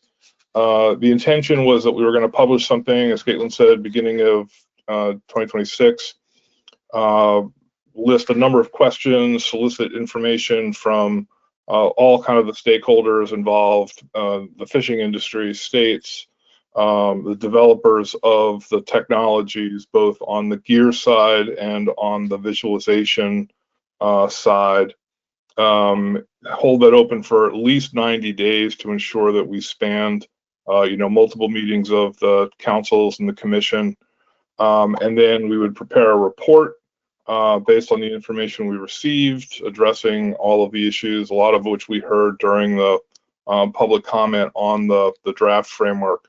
Present that report back to the councils and the commission, at which point the councils would decide if they want to proceed with the framework adjustment as initially developed, if they want to modify it, change some of the alternatives, add alternatives, and so forth. And then the councils would kind of take it from there and decide the sort of final outcome of that draft framework adjustment. And given that you're out of time, I will stop there and keep it nice and short. Thank you, Mike. We're now going to go back to Caitlin for a review of the FMP reviews for Lobster for the states. Thank you again. I will again be very, very quick to catch us up on a little bit of time. So I'm going to skip over a lot of our typical information on status of the stock, since you just heard about that. And then for the status of the FMP, I think you all have been at meetings every quarter for the last year talking about addendum 30 through 32. So I will skip the history lesson on that and just go to the commercial landings for Lobster. We did see, as we all know, increases that are significant over the time series. The peak was in 2016, near 160 million pounds, but since then the landings have trended downward, and the 2024 coastwide commercial landings were around 112.6 million pounds, and that's a 7% decrease from 2023. The largest contributors in 2024 were Maine, as usual, and Massachusetts with 77 and 14% of landings. And the ex-vessel value in the dashed black line was approximately $617 million, which is a 2.8% decrease from 2023. For state compliance, there's just a few issues the PRT noted in their review. First is that Rhode Island, Connecticut, and New Jersey, sorry, just Connecticut and New Jersey, Rhode Island, you're good this year, did not meet the minimum port or sea sampling requirement of 10 trips. There were no trips completed for New Jersey or Connecticut. And then Massachusetts was not able to provide all of the required data by August 1st. Otherwise, everyone appears in compliance with the requirements of the FMP. As for de minimis, Delaware, Maryland, and Virginia requested and qualify for de minimis status. And so the PRT recommends board approval of those requests. And then there's one more PRT recommendation, which is to task the technical committee with providing a recommendation on sampling needs by area or stock unit to get out those issues with the inability of some states in the SNE region to complete the biological sampling. And then I'm going to go straight into Jonah crab and take questions at the end if they are out there. I will also skip the history lesson on the FMP for Jonah crab. Remind you all that stock status for Jonah Crab is based on the recent assessment in 2023, and there are 4 stock areas. They were all assessed separately. The assessment concluded that the 2 Gulf of Maine areas, so inshore and offshore Gulf of Maine, as well as offshore southern New England, have not been depleted to historical lows. However, we don't have a reliable abundance index for the inshore S&E stock, so we don't have a status determination for that stock. For landings in 2024, Jonah Crab landings totaled approximately 12 million pounds, and that's a 9% increase from 2023, but the ex-vessel value in 2024 was about 9.8 million, which is a 26% decrease from 2023. And Massachusetts is still the largest contributor to that fishery in 2024, sorry, wrong year, followed by Maine and Rhode Island. And just a quick note, these values for Massachusetts are based on dealer reports because of the lag in receiving the harvester data. For PRT recommendations, again, same issues as for lobster, including that sampling issue for Connecticut and New Jersey. So that's included in the PRT recommendations here as well. For de minimis requests, it's Delaware, Maryland, and Virginia. Again, and they all 3 qualify for Jonah Crab de minimis as well. So the PRT recommends approval of those requests.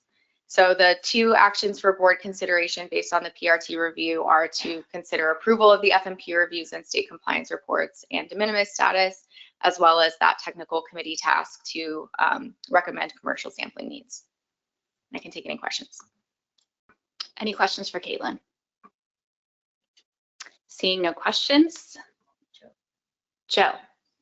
Thank you, Madam Chair. With no questions and acknowledging my state's sampling issues, I would move to approve the lobster and Jonah Crab FMP reviews for the 2024 fishing year, the state compliance reports, and the de minimis status for Delaware, Maryland, and Virginia, and also to task the TC with recommendations on commercial sampling needs